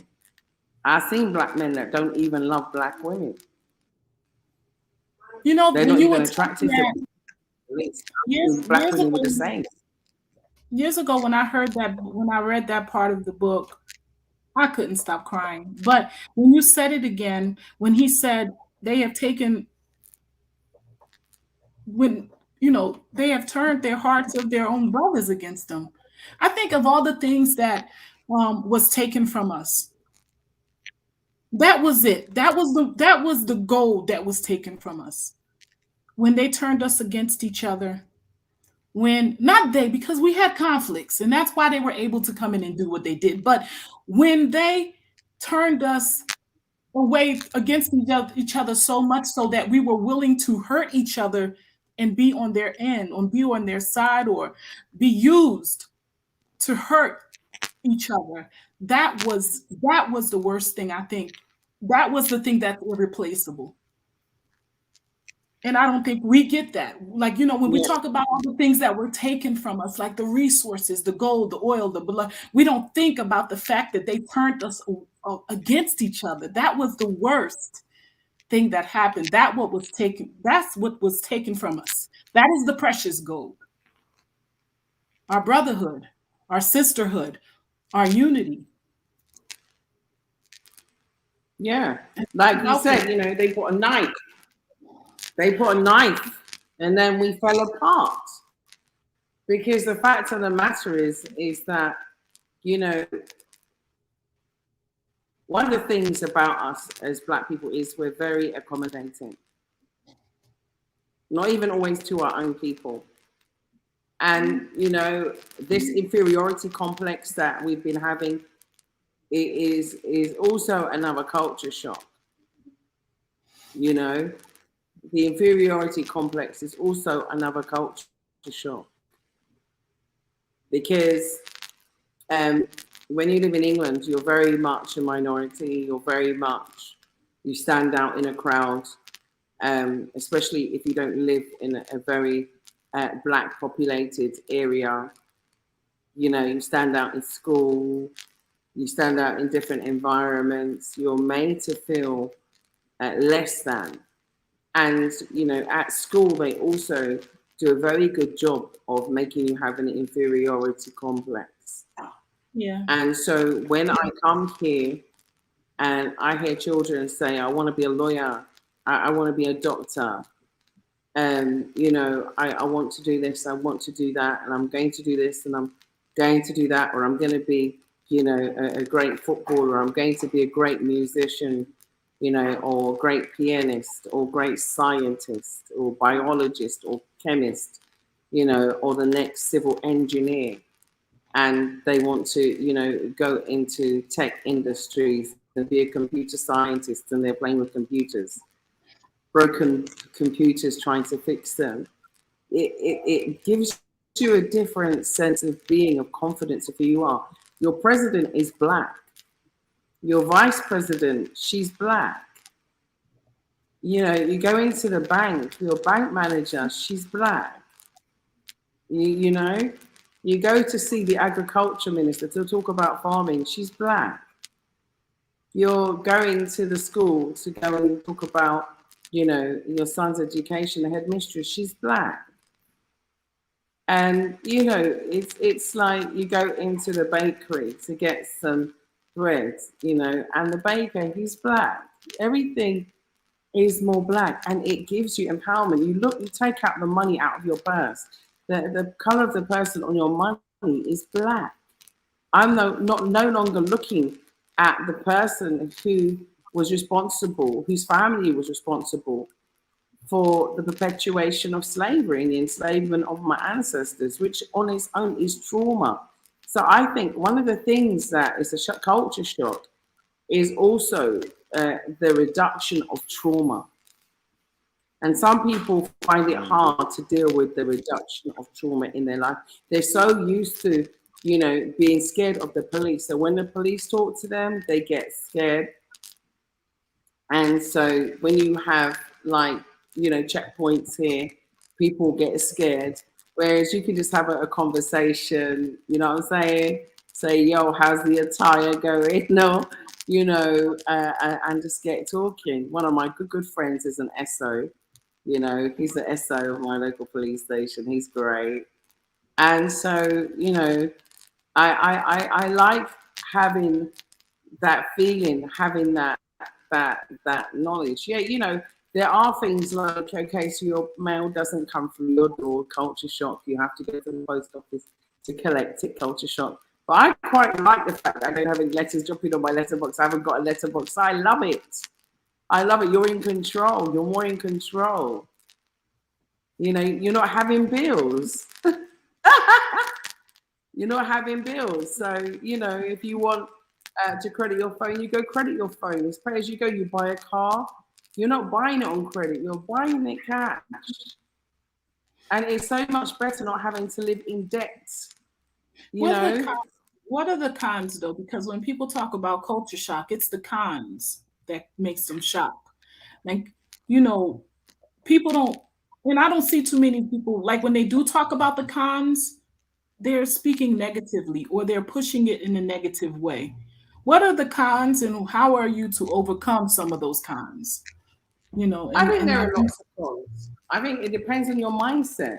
You know, I Mhm. think it depends on your mindset, and I also think it depends on your pocket. To be honest with you, Yeah, yeah, yeah, yeah, right. the cons depend on affordability. I didn't come here poor. You know, I'm going to be very honest with you. You know, I sold my home. I sold many assets. I divested many assets before I came here. I had a plan. I knew what I was doing. I knew what I wanted. I knew the home I wanted. I knew, you know, whether it's a swimming pool or not a swimming pool. You know, I knew what I wanted. And once I had it, I knew I wanted to help other people to have the same, you know. So I think some of the cons are if you do come here and you don't have a financial plan, Right. and you don't have a business plan, you don't have a game plan, then you might have a problem. I always knew that I would, you know, have a retail business. I still have my retail business. Whether I open it or I close it is my choice. You know, so I would always have the option. I always knew that, you know, at some way, shape, or form, you know, I would want to do some farming. And so I had a plan. But if you don't, then the con side is that you find yourself here and you're wondering, what do I do? That would You be a know, great how people can plan. how can I make money? Yeah, how can I make money? How am I going to live? Although I found a lot of people here who honestly did not come with money, you know, and who left with money. And, you know, one person was a great critic of the Gambia. And, you know, some people left with other people's money. That's another story. No. But so, yeah, I think that, you know, I think Kathy got school tomorrow. You got school tomorrow. He's doing a moonwalk. you got school tomorrow. You have to get to bed now, son. Yeah. So basically, you know, I think that there are a lot of cons if you don't have a financial plan and you don't have a business plan. You don't have a structured, you know, Right. set of organized, written down instructions for yourself moving forward, Right. and how you're going to do it. And also, if you connect with the wrong people, your money can be gone like that. You know, if you connect with the wrong people, and I mean it. I mean, for example, we try to find people the most reasonable land that we can possibly find. And we work with Pan-Africanist realtors to do that. So, as you know, the cheapest land we've ever been fortunate enough to market on behalf of Mr. Jello have been for like 20,000 dollars, which is like $300-400. Yeah. And then and those were based on a development premise, yeah, not an ordinary block, it's development blocks. And then moving upwards, of course, yeah. But the thing is that some people come and they buy things that are outside of their reach financially. So they put their hat where their hand can't reach it. And if you do that, you're going to struggle financially. And so that's one of the cons, is that some people come and they put their hat where their hand can't reach it. So rather than buy a piece of land in a cheaper area, they'll go and buy in Brookfield or Vigilant, but then they can't afford to build. You know, and sometimes it's overpriced, so they can't sell it. So, Right. you know, it's about, you know, being aware. And I think one of the cons is lacking that awareness that you're in a different environment and Right. you have to do your due diligence. Yeah, that is important. One of the other cons I'd say about being here is understanding that it's 2 seasons. 2 seasons. It's not fall like in England. There's no fall, and you know, there's no spring. It's just dry season and rainy season. So Yeah. summer and spring. And Oh wow. so and preparing for that. So that's another con, because some people aren't used to those seasonal variations. So you know, it's going to rain for 6 months. It doesn't rain every day, don't get me wrong. but it's going to be humid heat. So you have to, organize yourself for that heat and for that variation. And also, rainy season is a time when many things go and we procreate, including every kind of insect, lizard, everything grows in rainy season. So if Wow. you Okay. demarcate land, get ready to go back and do it again because you're not going to be able to find it again, So there's a lot of things doing. Also, administrational systems here. Prepare yourself to wait. If you have no patience, you're in trouble. You are in big, big trouble because you need a lot of patience. Some paperwork and logistics here can take what seems like a lifetime. Sometimes things are done in the speed of lightning, but other things don't. So get used to that. The government departments are still quite manual in their application, meaning that one man has to stamp it, one man has to sign it, and you have to get them all done by individuals and go to different places to do different things. So, and it takes time. I think that's another thing that people have a culture shock on. And so for me, like, why isn't it done yet? People call me saying, why isn't it done yet? I'm saying, because they haven't done it. But why haven't they done it? Because they haven't. And if I push them too hard, they'll put your feet at the bottom of the pile. So I will just go nice and easy with it, okay?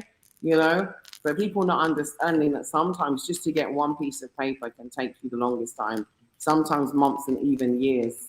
And so, you've just got to really have patience with the system. But it is improving and it is changing. But you've got to remember that many systems here aren't computerized as yet, so they're still manual. And so, it's having that patience. And if you everything slowly, like if you're waiting on a donkey man to bring something to the next man, and then for the next man to go take it from the next man, and you sitting there, you be sitting there. Sometimes you just sit there waiting for the avocado all day. Then you wait the next day all day just to get one document signed. And you got to have patience with it. Just sit there and eat mango and have a chat and laugh. So you get used to it. And it happens. I remember once I was dealing with some paperwork and I had to go from one avocado and they said, oh, he's really second wife. So I was like, okay. So I went and they said to me, this is where his second wife lives. So I said, okay, so I'll go to where his second wife lives. And then I got to his second wife and he said, no, he's gone. He's gone back to his first wife's compound. He was only 2 days. So I said, okay. So I went back to the first house and then I had to wait, But you do these things. And the thing is, this is life. This is a part of the fabric of African life. And I like the slowly because I needed to slow down. I was on that rat run. Another thing you have to get used to is sometimes having moments of peace, quiet, and stillness. Sounds lovely. It's called tranquility. Yeah, it's called tranquility. And we're living in the West, you don't even know what tranquil time is. When you're going to bed, you're worried about getting up on time to go to work the next day. It's constantly a stress. Yeah.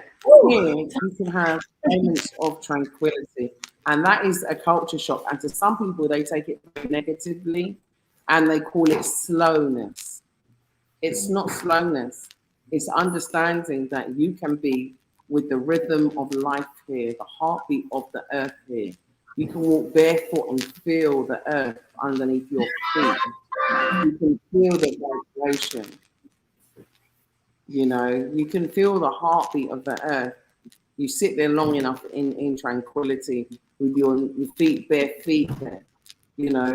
It's amazing. It is totally amazing. So I think that there is also, much for us to learn just about being in the moment of life. And that is one of the things that I learned here is to be in the moment of life. And, I don't have to be doing something every single second.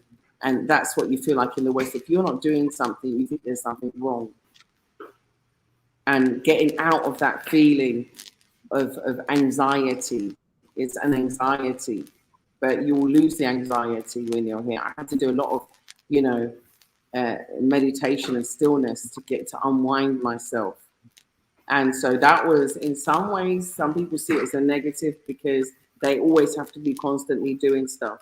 They get a power cut, they go into hyper mode, they don't know what to do, they go into panic modes rather than just pull out a solar light. You know, they don't think solution based and buy a lot of solar equipment just in case. You know, so I think there's that side of things is being prepared. And when you're not having that preparedness, you're going to suffer more than others. Yeah. I think that's all good advice. Yeah, I really do. So let's get that So money right. lion, I think so. I think so. Yes. And I will be doing another live. I will be doing another live. Maybe as an offshoot of this, because I think it's quite an important topic. And Yeah. there are a few other things like variety. Okay. And I'm going to hit on this. You're not going to get the same variety in Africa as you get outside in the West. The reason why is because things are imported here, especially things like, I don't know, Rice Krispies or Reese, you know, Reese cups or, you know, American Pops. I don't know, you know, but some of the things that you might be able to get as convenience foods there, you might not be able to get here. And if you do, they are more expensive because they are imported. So these are a couple of the things that, you know, you have to get used to. For example, I don't have a washing machine. In England, I was always stuffing my clothes, you know, in the washing machine and having a dishwasher. And I decided instead that it would be better to actually create employment. And so that's what we did. We created employment by engaging someone to do that work. And that has also given me that freedom. I'm not tied to the kitchen sink anymore. You know, I'm not tied to rushing in from work, having to rustle up something, go shopping, rustle up. Time for bed, I said. Okay, do the moonwalk now and then bed. It's doing the moonwalk. Ask me why you can moonwalk and you should be at bed. Okay, go ahead. It's only because I'm doing the live. He knows I can't say nothing because I'm on camera. Yeah. Children, they're clever, you know. Okay, go, Kat. Okay, bed now, please, son. Go to bed. Kat, I'm not going to talk again because if you let me get stern on camera, it's not going to look good. People will turn around and say I'm a bully mum. So go ahead. Love you. Good night, son. Have a shower, okay? Okay. Love you. This is normality in my house, unfortunately. Everyone's in some dancing or something. That's another thing, cultural dancing. The culture. You'll love the drumming, the dancing. Oh, I'm trying to think of names, isn't it? It must be cons. That's not cool, is it? Yeah, variety of foods, you know, changing diet, definitely. Some people can't cope with that. The heat, some people can't cope with that. It seems like you're gonna have to make you're gonna have to do a part 2 of the culture shock because there's so much to cover. I know earlier you spoke about people needing to understand that in Gambia, men can have more than one wife. That itself is a long conversation. You know, the reality of that. Even if you aren't in a situation where you're going to be with a Gambian and you're going to end up being a second or first, just being in that atmosphere where you have to understand that this is the life, this is the culture of, you know, this is what people do here. Because, you know, you're coming from places where even though it may exist in little pockets, like Muslim pockets, it's not something that's broad. So, you know, yeah, that's a good, you're going to have a part 2. Mm-hmm. I think so. Maybe you can invite some Gambians. Maybe you can invite some Gambians to speak about some of the culture stuff that goes on, because maybe there's something you're not thinking about that they will be able to, you know, better. Yeah. And it's not everybody does it. Not everybody does it. Some men do, and, you know, some men don't. I had a friend of mine, and you know, I didn't know that he had 3 wives. Wow. So you don't even know. You don't know the person, yeah. Wow.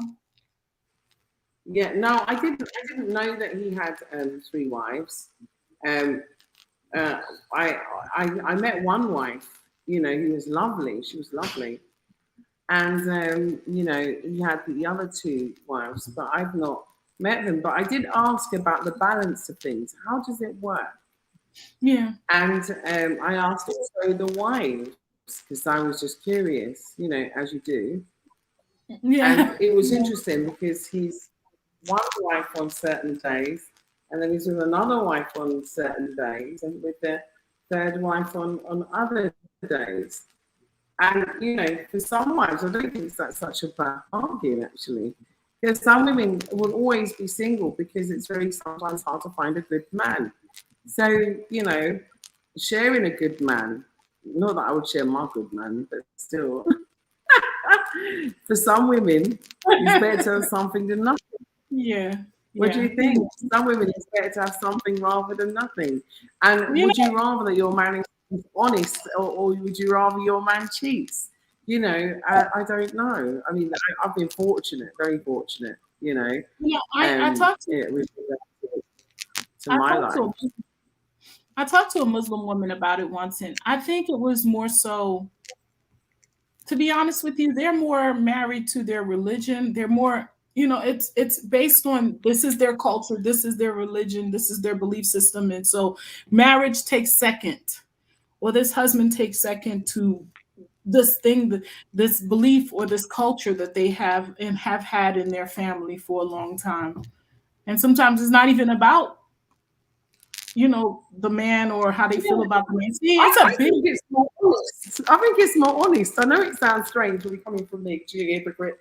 You can call me a hypocrite, but in the yeah, sense that, you yeah, know, any woman that's been cheated on, you yeah, know, it brings heartache and pain. yeah, yeah, What if your husband was to come and sit down and, you know, have a conversation with you and, you know, say whatever? It's not such a shock, is it? Like to go and sneak around and then find out what's been going on and have to hire a private investigator and blah, blah, blah. And then worried about, you know, if your husband's going to bring unsightly things to you. You know, so I think that it's like I know like from the European culture, it's very an alien concept. Or actually, they said in America, it's been don't do it. It happens a lot, and it's done the DL. But yeah.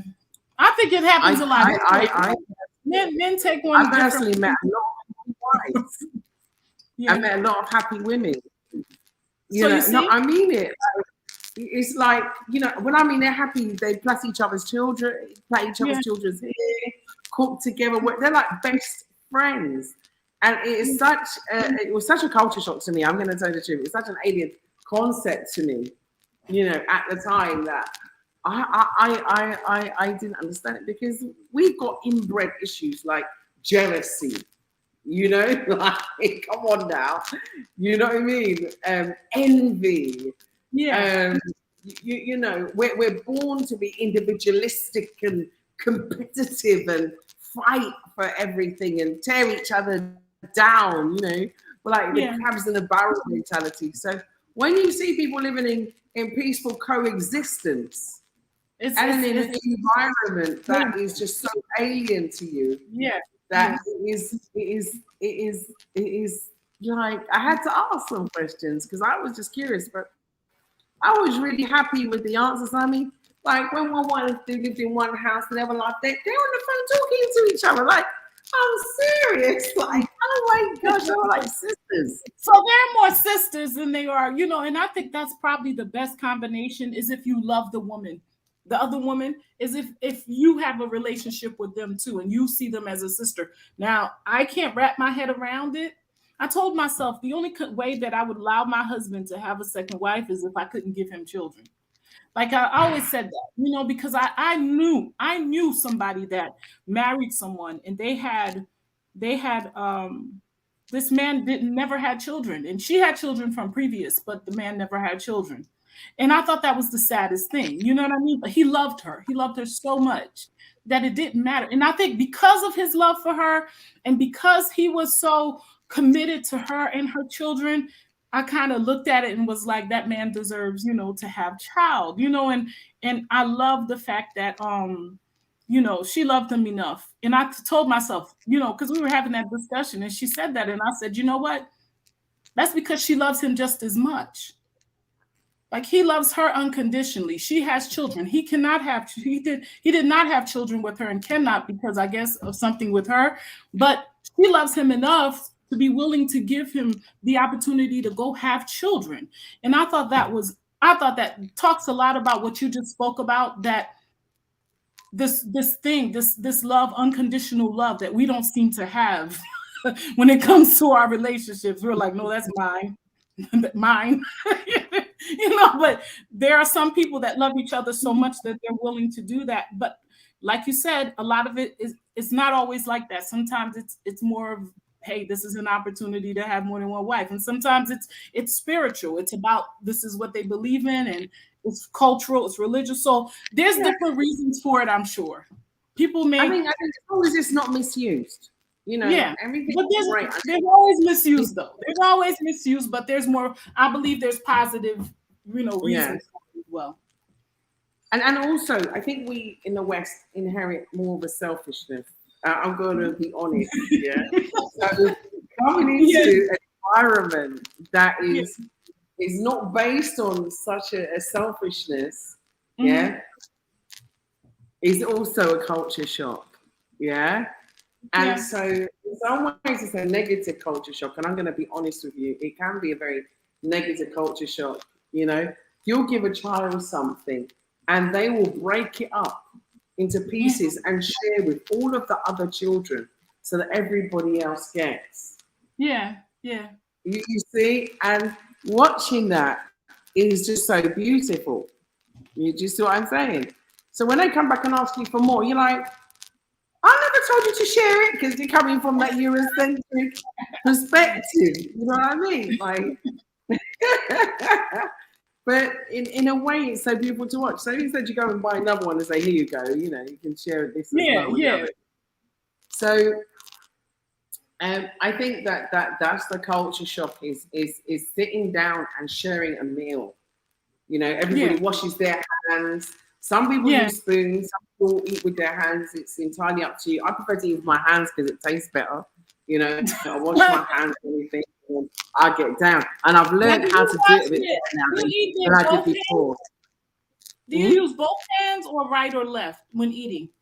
Both or right or left? I actually use my right hand. So because I've learned how to do it a bit better than before. Because I'm ambidextrous. Actually, I can use both hands. For a part of my life, I was left-handed. I had a hand injury, and so part of my life I was left-handed, and part of my life I was right-handed. So I'm ambidextrous. So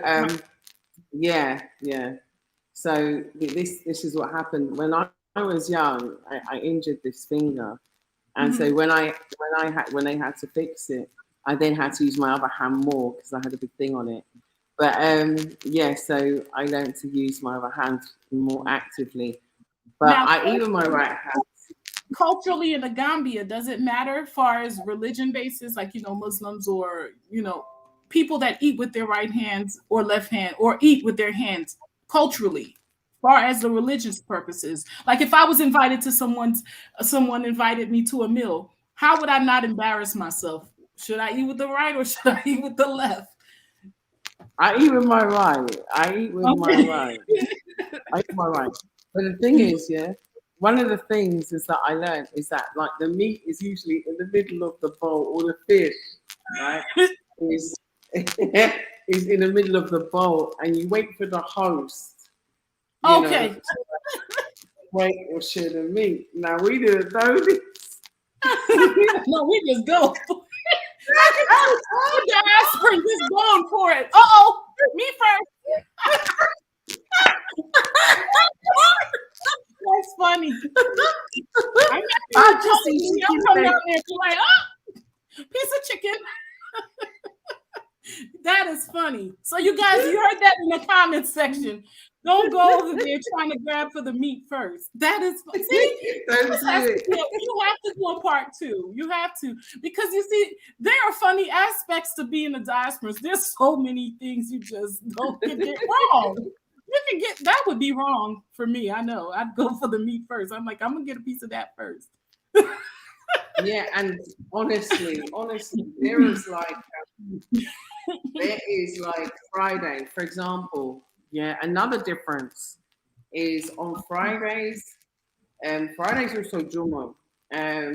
But on Fridays, people wear African clothes, and I love it. I Okay. absolutely love Why would- Fridays. People wear nice clothes, African clothes on Friday. So you dress to impress on a Friday. So You that said, is like we see the nicest styles, the nicest clothes.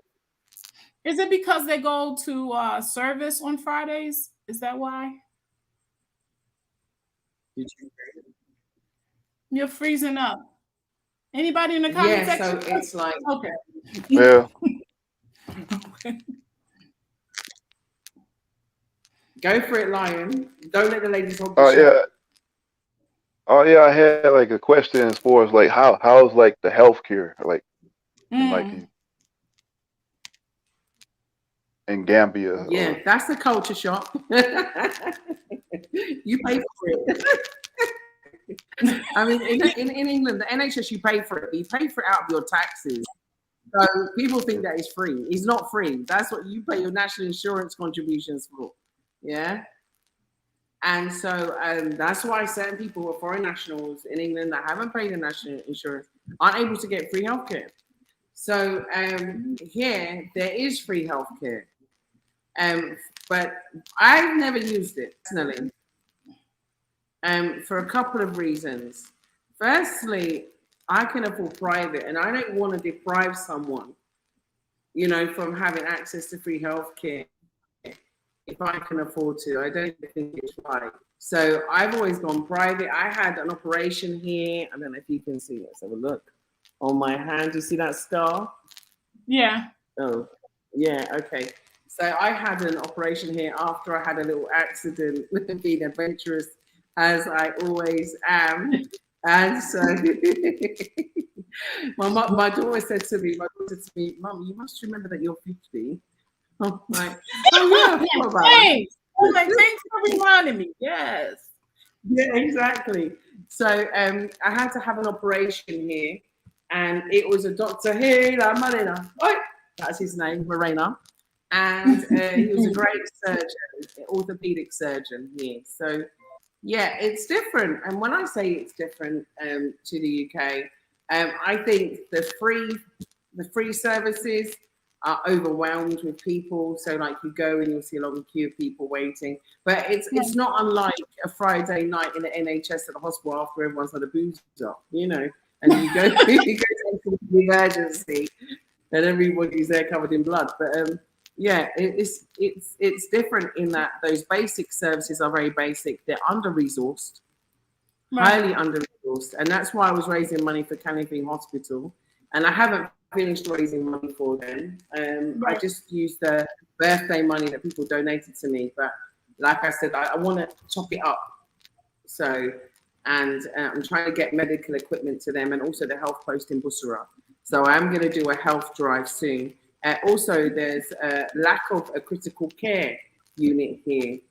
That needs to be here as a matter of urgency. There needs to be a really high-tech hospital here. Do they have ambulance? That's one thing I wanted to. Do they have ambulances that come and get people? If there's okay. Oh yeah, there's ambulances and hospitals and stuff. Okay. You still got your operations. You still got people having kidney implants and what have you. You still got those operations.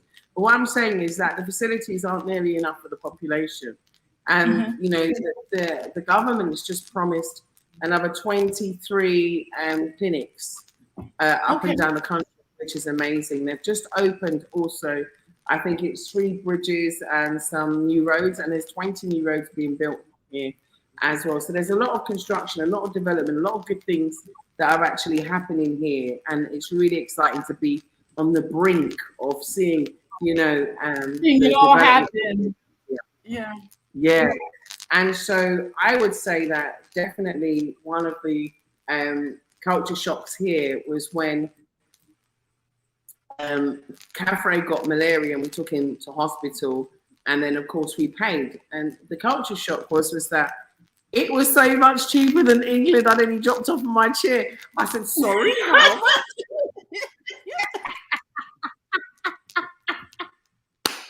I can imagine. Oh, she gave me the wrong price. I looked at Adrian. Adrian looked at me. I looked at Adrian. Adrian looked at me, and I was surprised. And then Adrian and I were both given beds in the same room. There was a television. There was a fridge. There was a private bathroom. That's wonderful. Okay. And I'm over here asking if there's ambulances. I'm sorry, Gambi.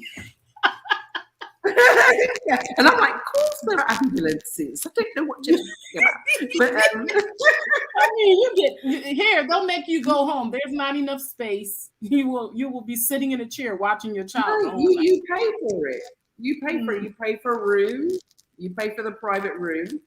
And how much for the private room? You don't have to tell me how much you paid. How much? Give us an idea of how much a private room would cost, like just the room. So, like for example, the consultation I think was like 300 Dalassis. 300 Dalassis is the equivalent to 50 Dalassis is $1. Whoa. Yeah, and then you pay for the medication, and the medication wasn't that much. I think it was like 1,500 Dalassis for all of his medication. And then the room was like, I think it was 3,500. So for us, it wasn't a lot of money. It was less than, £100 for everything. That is amazing. That is amazing. That's all I can say. My operation was 10,000 Dalassis. If I'd have gone private in England, right, I was paying £165 to Bupa every month for private healthcare because I didn't want them to kill me in England. I was afraid that, and no, I don't have Munchausen's whatever disease or whatever you want to call it, right? But the reason why I had private is because I had a situation, where I had a problem after an operation and it scared me. So scared me a lot. And so I'm glad I'm still here to tell the tale because I nearly wasn't. So yeah. But what I'm trying to say thank the ancestors. Absolutely. When you add up what you was paying, every month compared to you're actually using the facility. So I paid I think it was like 10,000, for my operation, which for me was, worth it because if I was to pay that on a private in England, it would have cost me a lot more than that. So, so 10,000 Dalassis, how much is 10,000 Dalassis? I ain't got my phone. 10,000 Dalassis isn't too much though. It's like 10 divided by 50. Who's good at maths? Hey Franklin, join us. Jump in. Franklin. Hey, Franklin. I haven't seen. Are you still in Nigeria, Franklin? I'm so Mr. sorry. 100K. I was watching you while you was in Nigeria. Are you still in Nigeria, Franklin? Who's good at maths? No. How many Dalassis in 10,000 into dollars? You got a calculator there? I'm trying. One moment. I'm looking for a good translator. No, just use a calculator. It's quicker. No. Okay, 10,000 Dalassis. How much is it in dollars? It's $50. $50. Okay.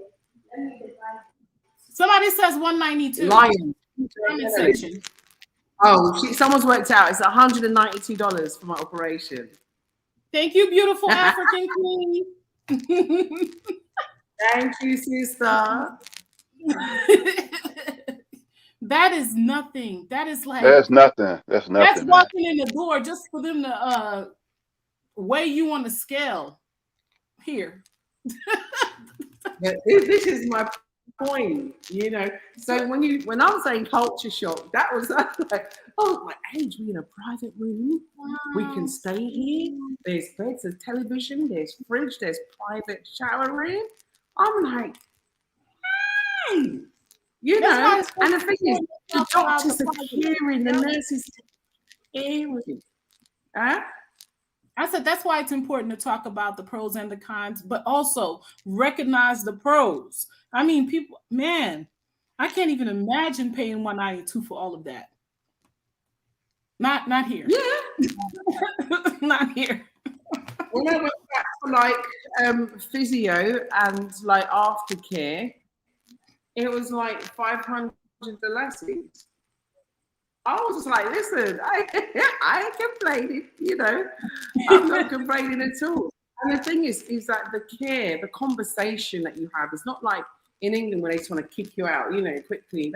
They actually, and the care that Caffrey got, Caffrey was like doing these, I don't even know what kind of moves, this moving the bed like the next day, you know. That's a man. That's a man. Yeah, he was doing some moves in the bed the next day, you know, but the care, it was round the clock, you know. So when you're worried parents about your child and you're able to stay in the room with your child and you watch the care that they delivered, you know, and he didn't even have to stay 2 nights. Because then you exactly think how to treat it. And I think that's the same thing with, you know, the old virus that's going around now. You know, many people have been like, they say they had it and they were just treated because they treated it similarly to malaria. So I think that's why people didn't worry about it too much. Franklin has a question for you. Hey, Zena. Hey, Franklin, why are you jumping on? I miss you, man. Do you know what? Like, I know Franklin from way ago in the UK. Franklin's a proper warrior. He's awesome. He's awesome. He got that 100K. Did you see him? Everybody, congratulations to Franklin with his 100K subscribers. Tell him. Have you got 100K? I can't Go, Franklin. Go, Franklin. Go, Franklin. Go, Franklin. Go, Franklin. Go, Franklin. If you haven't subscribed to Franklin's channel, do so. Awesome. Let's get him another 500,000 subscribers. I think when I first started, I think my brother was at what, 40,000, 50,000. He just was like, boom, boom, boom. All that love. Congratulations, sir. You truly appreciate it. You truly deserve it. These programs, these scenarios. It's scenarios. I swear that it's just the bomb. It's just the bomb. And the way he tells it, the way he brings it across, yes. Zena, shout out, sis. I see Zena in the comment section. Hey, Z. Sister Zena. How are you, my sister? I got your message. And listen, yeah, man, anything for you. Yeah. Anybody jump in, you know, share. We're going to be closing down in a minute, but you know, yeah, Franklin, I'm so proud of you. You know what? I know, right? I know Franklin's challenges that he had. He is a proper king man, yeah. And when I was going through my challenges in UK, I was on the phone to Franklin, those races, because I was, you know, in the process of going through legal proceedings. And, you know, I was facing, you know, the usual racism in the system. Oh, yeah, that's another culture shock. You see, brings me right on point. Another culture shock is when you go to court, the judge is black. So, you know, like when you go to court in England, you worry about, you know, are you going to get justice because you're in a racist system? So there's more equilibrium here.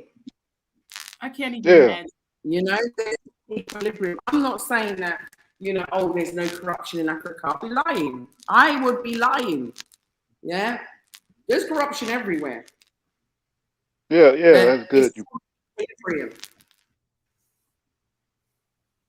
But I love how you're giving the contrast today. You're giving the pros, the cons, and we do need a part 2. So come with some Gambians, you know, so we can ask the tough questions. Yeah, no, definitely. Like I'll say, like the first time I went to court, yeah, no, I was not in the dock, and no, I was not a part of anything. I went to court to watch someone's case, yeah, and I must say, the court was dilapidated. Yeah, I was shocked. That was the culture shock. It was like the court had gone back in time, you know, like from colonial days. And so that was a shock, but everybody was like friendly. It wasn't like cold, like, you know, like in the UK, you go in and like you're bricking it and you're only going to watch your case. You feel like you're almost on the dot. You're looking to see if anyone's going to come and try and get you for contempt of court, you know, just for being there.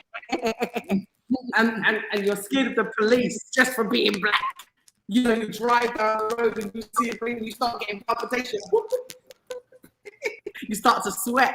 You know what I'm saying? Like you think, is my insurance in check? Yes. My number plate's on, yes. My brake lights on, yes. You go through like this mental, like check here. And no disrespect to Gambia, one of the cons is that some of the roads, they ain't even got lights. I was driving down the highway one day and Adrian starts complaining. And he goes to me, the man's not even indicating. I said, Adrian, he ain't got no indicator. He's like, we're not stopping in the dark. I know that's right. So that's what I said. Like in some ways, like you can see it's dangerous, but in some ways it's quite liberating. Like so, yeah. You know, and when you go to court, it's like you're having a conversation. You don't feel like such a. I watched the whole proceedings and I thought that man's going to jail, you know, and and in the end they were able to have a conversation.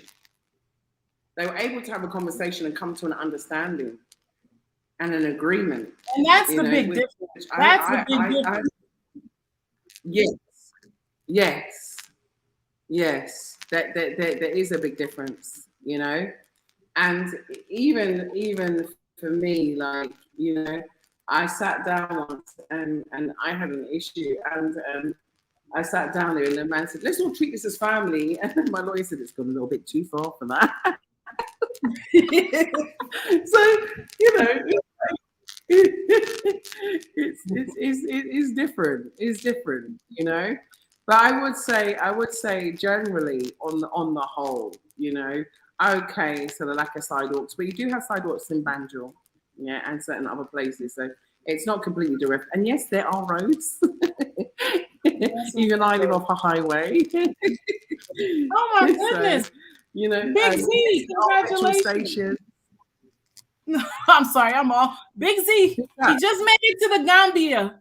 Show my brother some love. He's off my channel. I don't know. Big Z, he just made it to the Gambia. Congratulations. So, he's home for good. So make sure you hook up with us. Make sure you hook up with us. Yeah. Don't forget info@blaxithome. Yes. Yeah, .com. info@blaxithome.com. Yeah, that Big put Z. it on the screen now. Reach out to Juliet. I'm so happy for you. Congratulations. I got some other friends that came last night, but like I told you, everything was on a waylay today because it was like a holiday. I was supposed to really go meet some people, but I'm going to do it tomorrow instead. So this one's that's her email address. I'm going to see you tomorrow. Make sure you reach out to Juliet. So that's the email address for anyone who would like to. Anyone who would like to support us with our projects that we do here in Gambia, whether it's finding zinc to put on people's roofs or water for people's villages or lights for the villages like we did in Badiboo, or, you know, we're trying to fence the school as well and provide them with a computer to help with and help with their solar. We're doing a few projects and I'm always helping. You might not always hear me talk about it because, you know, unfortunately, some people take your kindness for weakness. And unfortunately, some people want to analyze, you know, how where you actually help people as though it's any of their business. You know, when you come, just make it your business to help. And that's all you have to do. Make it your business to help brothers and sisters here on the continent. Because someone said to me, what about funds? I said, funds come from fun, F-U-N. They add a D-S on the end. You know, what is fun to you? What do you enjoy doing? Do that, and then the funds will come to you. Yeah. A Gambian person asked me the other day, oh, you know, how much money do you make on YouTube? And I said, you know what? I never actually sat down and computed it all. And so I thought, how do I know? How can I work it out? And so I got this app called YouTube Studio. I don't know if you all have it, but you can get an app called YouTube Studio. It gives you all of the diagnostics or analysis on your performance of your channel. It also includes your revenue performance. And so it also shows you your financial performance over the year as well. And so I'm going to go and see that person again, and I'm going to explain to them like how much we actually, you know, have made over the lifetime of being in YouTube, and how much we actually spent to make it happen as well, because it costs. You know, so you have to do your break-even analysis. You have to do your cash flow. Yeah, because it costs. It's not for free. So it does cost. How do you sustain yourself in Gambia? Is it purely off of real estate business? No, not at all. If you remember rightly, before I met Woda Maya, I was actually running my own business.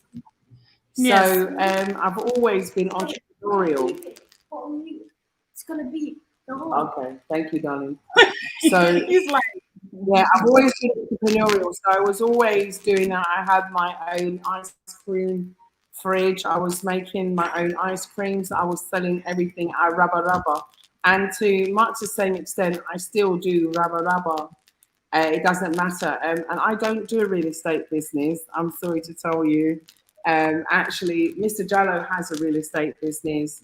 Taf has a real estate business. Kebanem, they have the real estate business, Rankin Properties. I don't run the real estate business, but I do obviously give them referrals. So that is only one source. I also have investments in England, which provide me with an income as well. I also have revenue streams here also. For example, I had revenue streams here before. I used to grow groundnuts and sell the groundnuts from my land. So you can also have other kinds of revenue as well. So listen, I'm going to have to go because I've been on here for a long time. And yes, I would like to talk about other sources of revenue that you can make here in the Gambia. So maybe that's a program on its own. Yes. So we can talk about that as well. So we'll do that maybe for the next live. I'm going to try and keep doing as many lives as I can because more and more people are coming. So now is the time for me to do the lives. Rainy season's over and people are coming in their droves. So I wanted to support the process. So that's the reason why I'm doing that. People have insurance companies, they sell insurance. You know, there's nothing that you can't have here. But my baby's home, my hubby. Yeah, and so I'm going to to contact you. Yeah, to contact you, you know, it's better to contact you through like email or social media. Hi. He's like, leave him alone. He's tired. Of course he's tired. He's exhausted. He's like, leave me alone. Leave me alone. Hey, Adrian. We missed you. We haven't seen you guys in a minute. We spent a minute with Juliet, but next time, hopefully, you'll come through and you know, have on part 2 of Culture Shock. This was a great discussion. Okay, yeah, I was out with some friends. Okay. So I just got I tried to read. Big up yourself, Franklin. Franklin hit 100,000 subscribers. Yeah, I saw it when they posted it up. You saw it? Yeah, I saw it. Sorry, Franklin, I missed that one, love. Yeah, I saw it. Yeah, I saw when it hit 100,000. Yeah. Oh, Franklin said, you mean real estate? Said you land sales? No, what we do is referrals. So let me explain to you. We don't actually own the land. The land is actually owned by real estate agents. So say, for example, Taff, Uncle Taff has got Taff City. I don't own Taff City, but I make those referrals to Uncle Taff. I make those referrals to Mr. Jello, Ideal Shelter Properties. So, no, mine is mine, baby. I'm keeping that. I've been watching too much TV. You hear that? Anyway, so I did watch something, I must say, before I go. And it was a program called, what's it called? Oh gosh, Squid Games. Squid Games. And yeah, and it was about these people who were poor and people taking advantage of the poor and putting them in these games where the majority of all of them just were killed. Huh? Yeah, I heard about that show. Man. What is I heard about it. It's like a Yeah, Korean. that's I think it's like a Korean show, right? yeah. Oh wow. So that was the analogy of what I think is going on in the West now, and that's why I'm telling you to get out to Africa. Yeah, you're all in Squid Games. Please watch if you don't believe me. You are all in Squid Games. You're all a number. Where did you and watch it's, it? It's the time of annihilation. Where can you watch it at? Is it Eh? on YouTube, Netflix, YouTube? What did you watch it on? I watched it on Netflix. Okay. I watched it on Netflix. I watched it on Netflix, and I watched a series before that as well. But you know, they're much in line with the same kind of thing, which is all about annihilation. What was the other series we watched before that? Can't Yeah. remember, you know, your Sorry, sister was watching. Yeah. Watched another series as well, but they're all in the same line. Hold on, there's one with Giant Company. Yeah, one that my daughter told me to watch. But what I'm trying to say is that what my daughter was showing me is that much of the theme is going with what is going on at the moment. And Wow. so when I say bio warfare, I hope everyone really understands what I'm trying to say. And so that is what's actually going on. They're just dramatizing it in a different way. But, you know, just watch and see. If you don't believe me, watch and see. And if you actually go into and do your research on the figures of people who actually have been deceased at home and those that have been deceased in hospital with this illness, you will start to do your maths. Yeah, and so you'll understand exactly what I'm talking about, because now we're very much censored and channels are being brought down very quickly. So we have to be careful. I want this channel to be, you know, a platform for all of us to share our message and to share information. So I want to still be there tomorrow. And that's the reason why I'm talking in terms of analogies. You know what I mean? And so those people that went and got the Vaseline, you know, those are the people that are numbered. You understand what I'm saying? And now they're making it, if you don't go and get that Vaseline, you can't go to work. You know what I'm saying? Mm-hmm. When really you don't have to have the Vaseline because it's against your rights. It's against your human rights. And because that Vaseline is a new brand that's experimental and emergency, you don't have to take it. And the thing is, people say, no, I've taken it and I'm all right. I took that new Vaseline and I'm good. But you don't know what you're going to be like in 10 years' time. You don't know what your children are going to be like in 10 years' time. Anyway, but what I'm trying to say is that I'm going to stay on topic. But I was just saying that these programs are there for a reason. And so, you know, they really show you the mind of the people that are behind it all. That's what I'm trying to show you. Yeah. And so when I'm talking about culture shock, I would much rather have a culture shock. You know, I'd much rather have a culture shock than someone controlling my destiny. That's what I'm saying. the long and short of it. Yeah, Yeah. If you want to be in more of your destiny, you need to be in an environment where you can be. yeah, You see? yeah. When you talked about the program, the Squid Game, I think I saw that it was a show, a series called Small X about like the black, the racism that was going on in the UK. Here. I don't know if you've seen that. It was on, I think it was on Amazon, called Small X or something like that. I think it's with the girl that played in Black Panther. I think her name is Tanisha something right, and like that's the UK. Yeah. Yeah, the Yeah. UK. Yeah, yeah, stuff like that. So I didn't know, but some people didn't know that it was like what was going on in the UK. I found that was interesting too. Huh? Mm. Yeah, so it just talked about like all the racism that was going on in the UK and all this type of stuff. And I think it was the UK actor that played in this the Star Wars films and stuff like that. The UK black actor. I think he was in one of them, Yeah. and he was trying to join the police. And he just saw all the racism that was going on and stuff like that. So yeah, so I thought that was interesting too.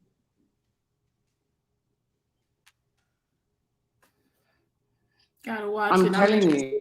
Yeah. I think racism has increased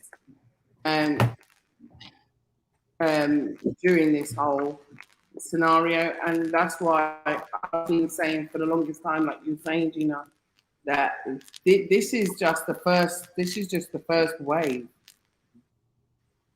Yeah. You know, it's I just think the that. first wave, and there's going to be another one's coming. I think Another one's coming. I'm sorry to tell you. So Yeah. when I say come home and try and get out, I mean start to make a plan. Start to make a plan, because other races have been planning, for centuries. You've got to remember that this illness, it was researched from 2002, 2003. There's nothing novel about it. Right. Right? So we also have to plan. We have to plan as a race.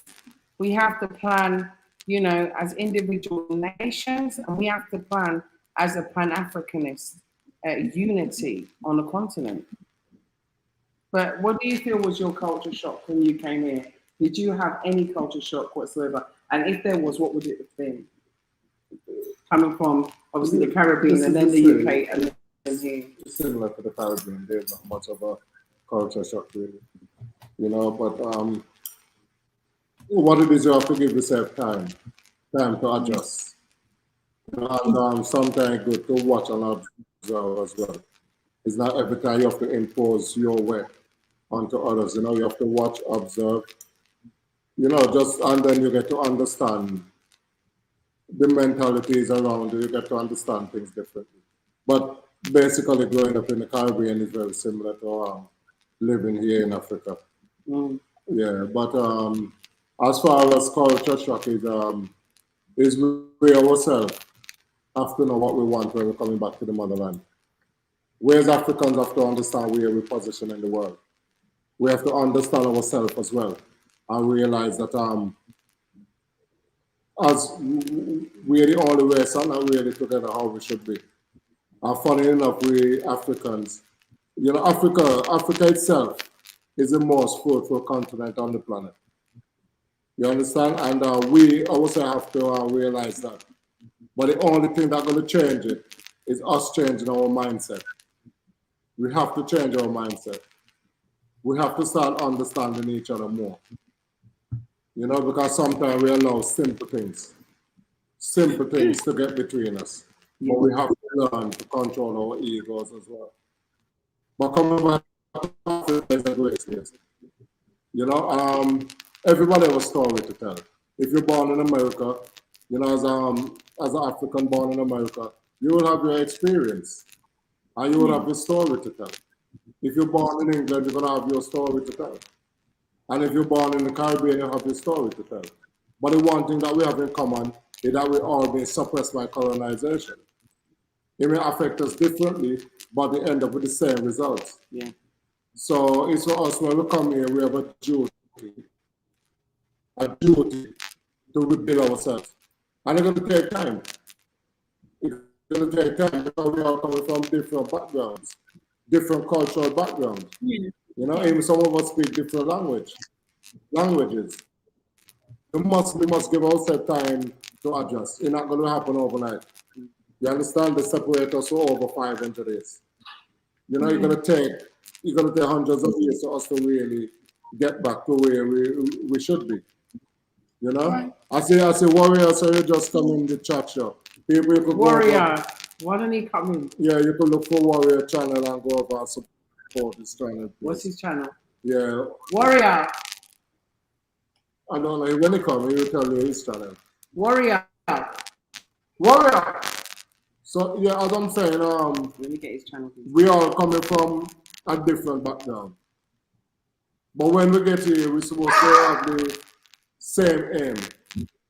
Because we come back here, you understand? Not only that we come back here on our own, we bring our ancestors back home. Because the ancestors still in us. The blood of our ancestors still running through our veins. So when we come back here, we are doing our ancestors justice by returning. That's what I have to say about Africa. When we come back here, we don't see it. Because for us, coming back here is historical. Our mission back here is different. You know? And so as I say, we that was born from the enslaved. And our brothers and sisters that were born in the continent. We have a lot of catching up to do. Yeah. You know, we have a lot of sitting down, reasoning, understanding each other. Because yeah, we've been separated for years. And not only being separated and leaving us that, they're constantly manipulating us. You know, as you could remember, Marcus Garvey asked them for 50 years unmolested. 50 years unmolested. And even that, they couldn't give to us. You know? So we as a people, we have to realize that we have a long way to go. Every other race out there had a head start. You know, while they were out there keeping the community together, doing what they're doing, we was enslaved. We was torn apart. We were brainwashed. We were taking other people's culture, other people's language. You understand? And this was done by force. So right now, it's going to take time for us to unite. And I'm talking to all of us as brothers and sisters throughout the globe. It doesn't matter where you're born. We have one thing in common, we're Africans. You know? And we have to see ourselves as Africans first. We have to understand our history. Our history is unique to everyone else's history. What we've been through, I don't think any other race could have gone through it. So we really need to give ourselves a pat on the back. We don't need to stab each other in the back. It don't make no sense. But it's going to take time. It's not going to happen overnight. There's a lot of lessons that we have to learn. Yeah. You know? And I think this is a start. Yeah, go on. I think this is a good start because, having this dialogue, you're hearing about people moving to the continent, connecting about the continent.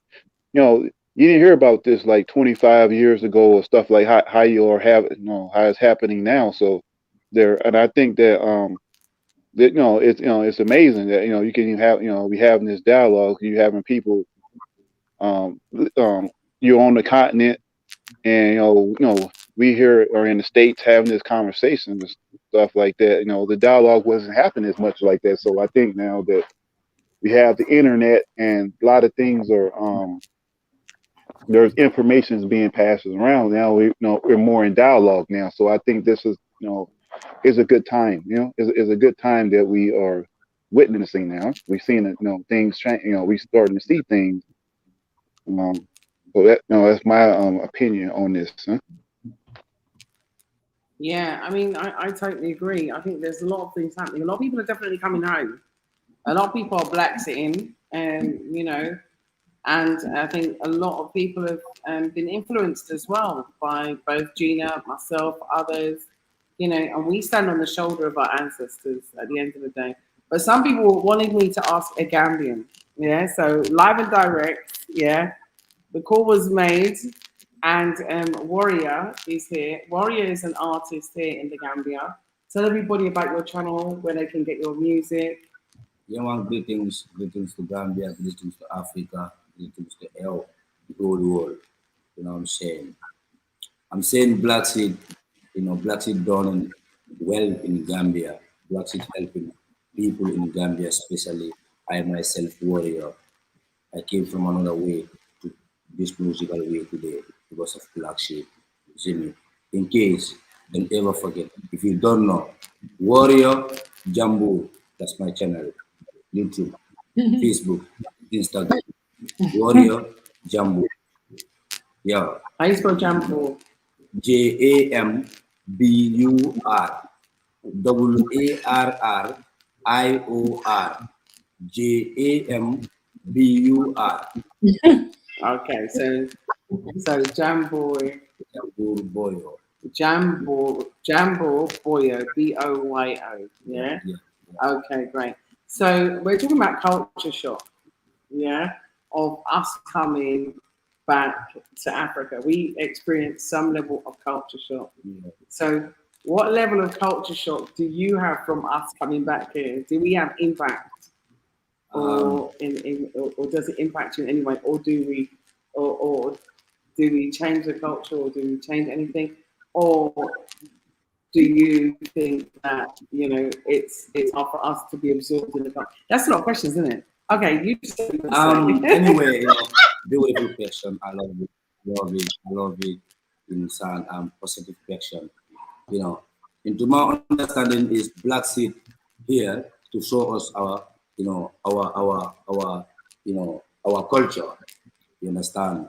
I myself, Warrior, Nyancho Kujabi always telling me, look, Warrior, you got to wear your African clothes. Warrior, you got to, you understand what I'm saying? So they really, really love and respect Africa. And they love Africans, they respect Africa. This is what I can say because I'm seeing every day they are helping a lot of people.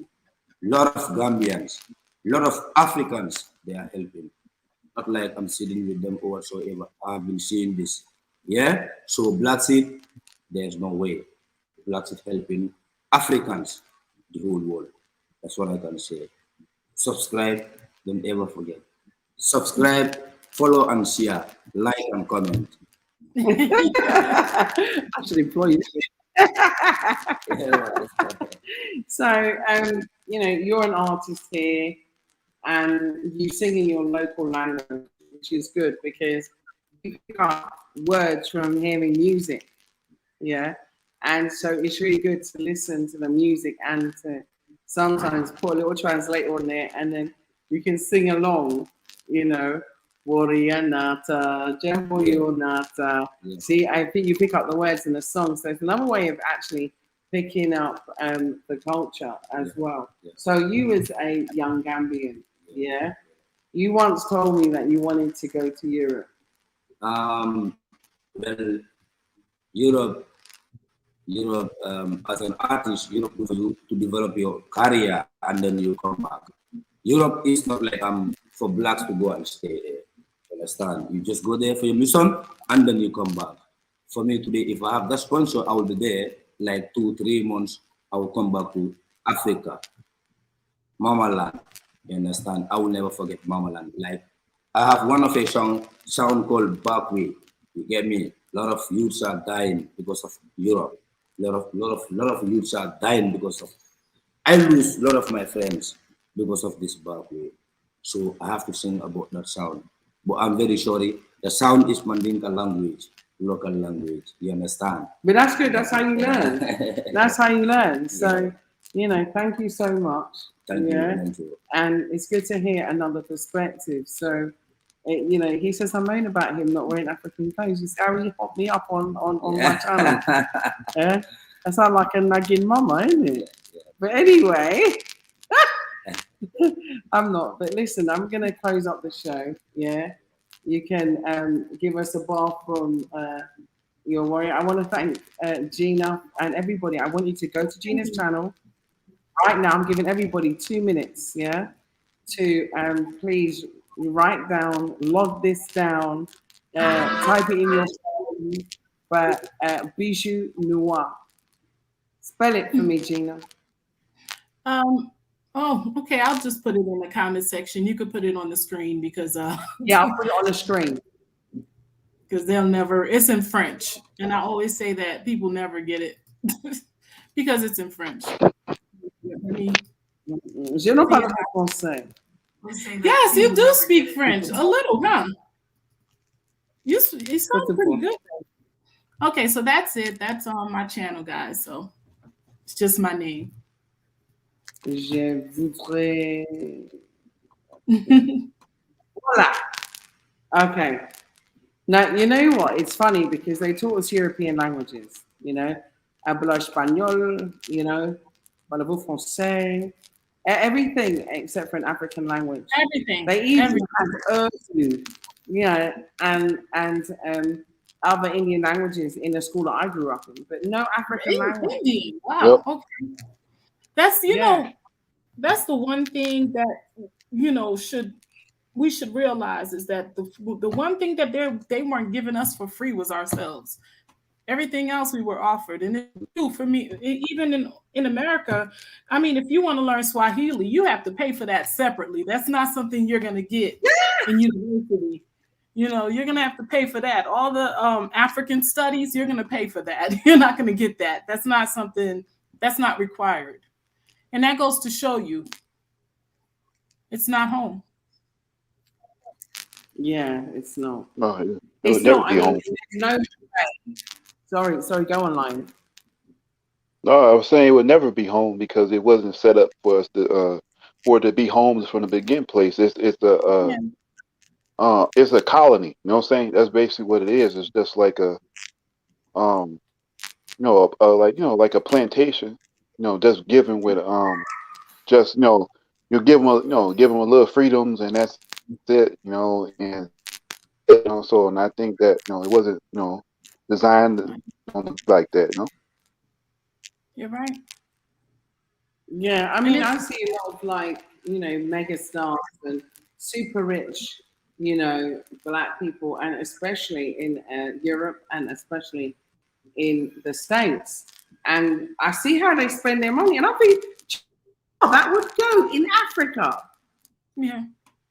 Do you know? Okay, listen, I just got a super chat from NEVERIAM. Neverum. So Neverum. Thank you so much, Neverum. I'm going to put it on the screen. Oh man, what have I just done? You put it back. Thank you. Yeah. So it's Neve Miriam. Am I saying it right? You can join us on saying it wrong. I think never Miriam. I don't know, but shout out, sis. Or I think it's. Do you know this is my second time getting super chats? Congratulations! This is my second time ever. Well, they tax it. Thank you. Like 30%. That's the only bad thing is they take like 30%. I know for America they take 30%, like 30% of that. Could you imagine? YouTube is wrong. Well, you know the code, sis. Yeah, you know the code. Yeah, people only give when they can take. You know what the funny thing is? I don't know if everybody's aware of that. Now with Cash App, you know how you could send Cash App and you don't have to worry about it. Now they're gonna start taxing Cash App and Zelle and all those other things that we use to send money. So it's just like they want everything. It's Neve Miriam. It's Nave. Nave Miriam. That's nice. Where's that from? Can you let us know? Nave Nave Miriam. She said, do you have Cash App? You know what? I can't get Cash App in the Gambia. That's another thing. Oh, culture shock. Here we go. There's a lot of apps that you cannot get while you're based here in Africa. I don't know if it's discrimination. I don't know if it's racism. I don't know if it's, you know, some kind of perceived prejudice. But So you can't get Cash App when you say that you're doing it from this area, it says we do not do it in your area. Yeah. Wow. Do you know I just got Cash App? Because although my channel, I think was started in 2011. Yeah. And it was after we came from the Gambia. So I can't remember if I started it in the Gambia or here. It's a long time ago, so I can't remember if it was Gambia or the UK. I can't remember if it was here or the UK. But I started a channel because I really wanted to share about Africa. And then it was after then that basically, boom. I only just got Cash App. But then when I read the requirements, you only need to have, I think it was something like 10,000 or 1,000 subscribers. I can't remember, but I remember it was one and a couple zeros, few zeros. So yeah, I don't know what was happening with that. So no, I don't have Cash App. I can't get, and my PayPal is the one that was registered from the UK. That's why it's the Bot Collective PayPal as well, because you can't register PayPal here. They say they don't do it in this territory. So that's another culture shock. Is that you'll find that certain things are denied in Africa, and I can't tell you as to why. So Bob Garvey said he did French as a second language in Gambia for 5 years. Sorry, system issue.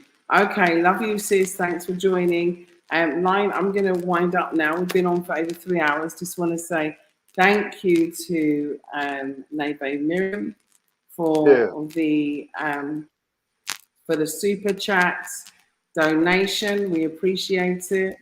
You know, we try and put all the money towards a good cause. We try our hardest to make sure that we can keep the channel going. We've got a lot of filming to do this year.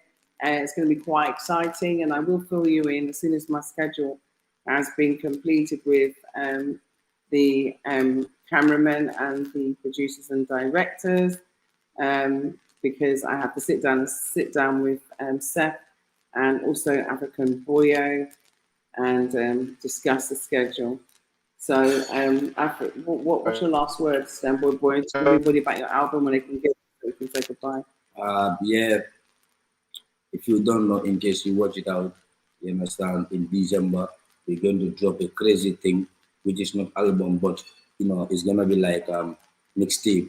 It's going to be mixtape called Fenty Jam. You get me? So we're going to drop that, you know, let everybody follow it, you know, in case, don't forget this, Warrior Jumbo, that's my channel.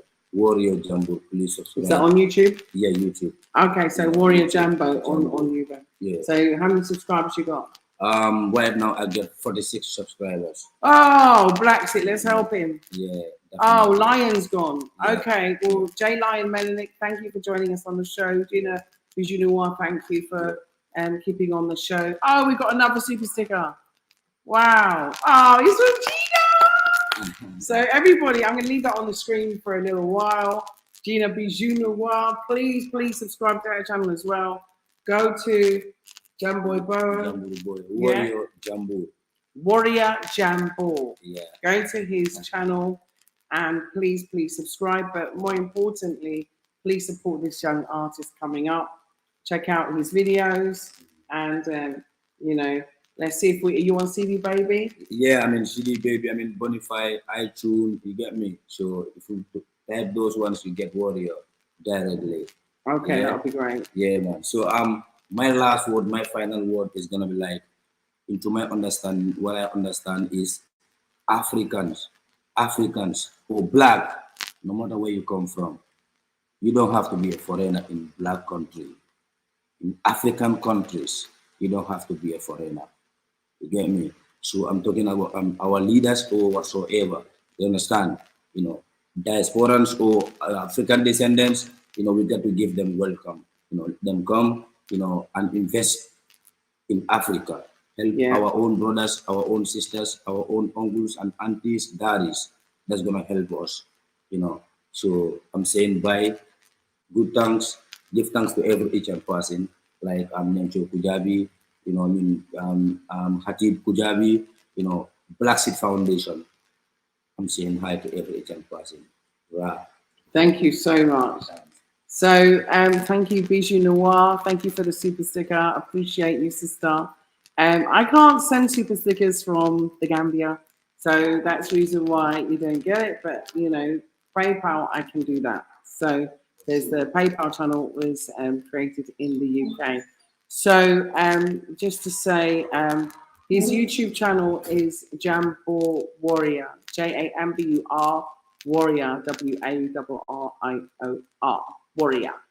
So definitely want to say thanks. Redtail, I see what you said about can we send cryptocurrency? Africa will benefit the most. Yeah, I actually have Bitcoin and I think Ethereum, something like that. And I want to get Acon's coin. I was just doing some research into it. But anyone who's an expert on black cryptocurrency, you know, please come on, do a show on Bla Xit and share it with the world. Please, please, please. So it has been wonderful talking with you about different culture shocks. And we will talk about some more because I forgot to cover banking. I forgot to cover, I had a list actually. I forgot some other areas as well. So maybe we'll do a part 2 about culture shock because I think it's quite important that, you know, we understand that there's a culture shock, but it's a much better life. Yeah, a much, much, much, much, much, much, much, much, much better life living here. So please, my last word to you is please, please make plans to Bla Xit. You know, leave the West for the best, which is your home. It's your ancestral home. It's your birthright, and it's your paradise. So, you know, and Africa is a mansion of many different rooms. You choose one. I chose the beautiful Gambia because I love it. It's wonderful, and the people are wonderful, and there's so much scope for development and so much scope for different projects here. So I think we'll do another program about culture shock, but we'll do another program about prospective businesses that you can have here that you can do really, really well in. So we'll talk about that another time. And I'd like to say big congratulations to Franklin. So well done, Franklin. And if you want to find out more about the businesses that we do have here, you know, please don't hesitate to give me a call. My WhatsApp is off, everybody. My WhatsApp is off. My phone broke. I'm having to order another screen from the UK because I want the real deal. I don't want to try one of those ones that might not work. So I'm just waiting for that to come. So in the meantime, you can email us at info@blaxithome.com. So I just want to say I love you all. Thank you so much for staying with me on this lovely long chat. And I want to say thank you for the super stickers. Thank you for anyone who donated to PayPal.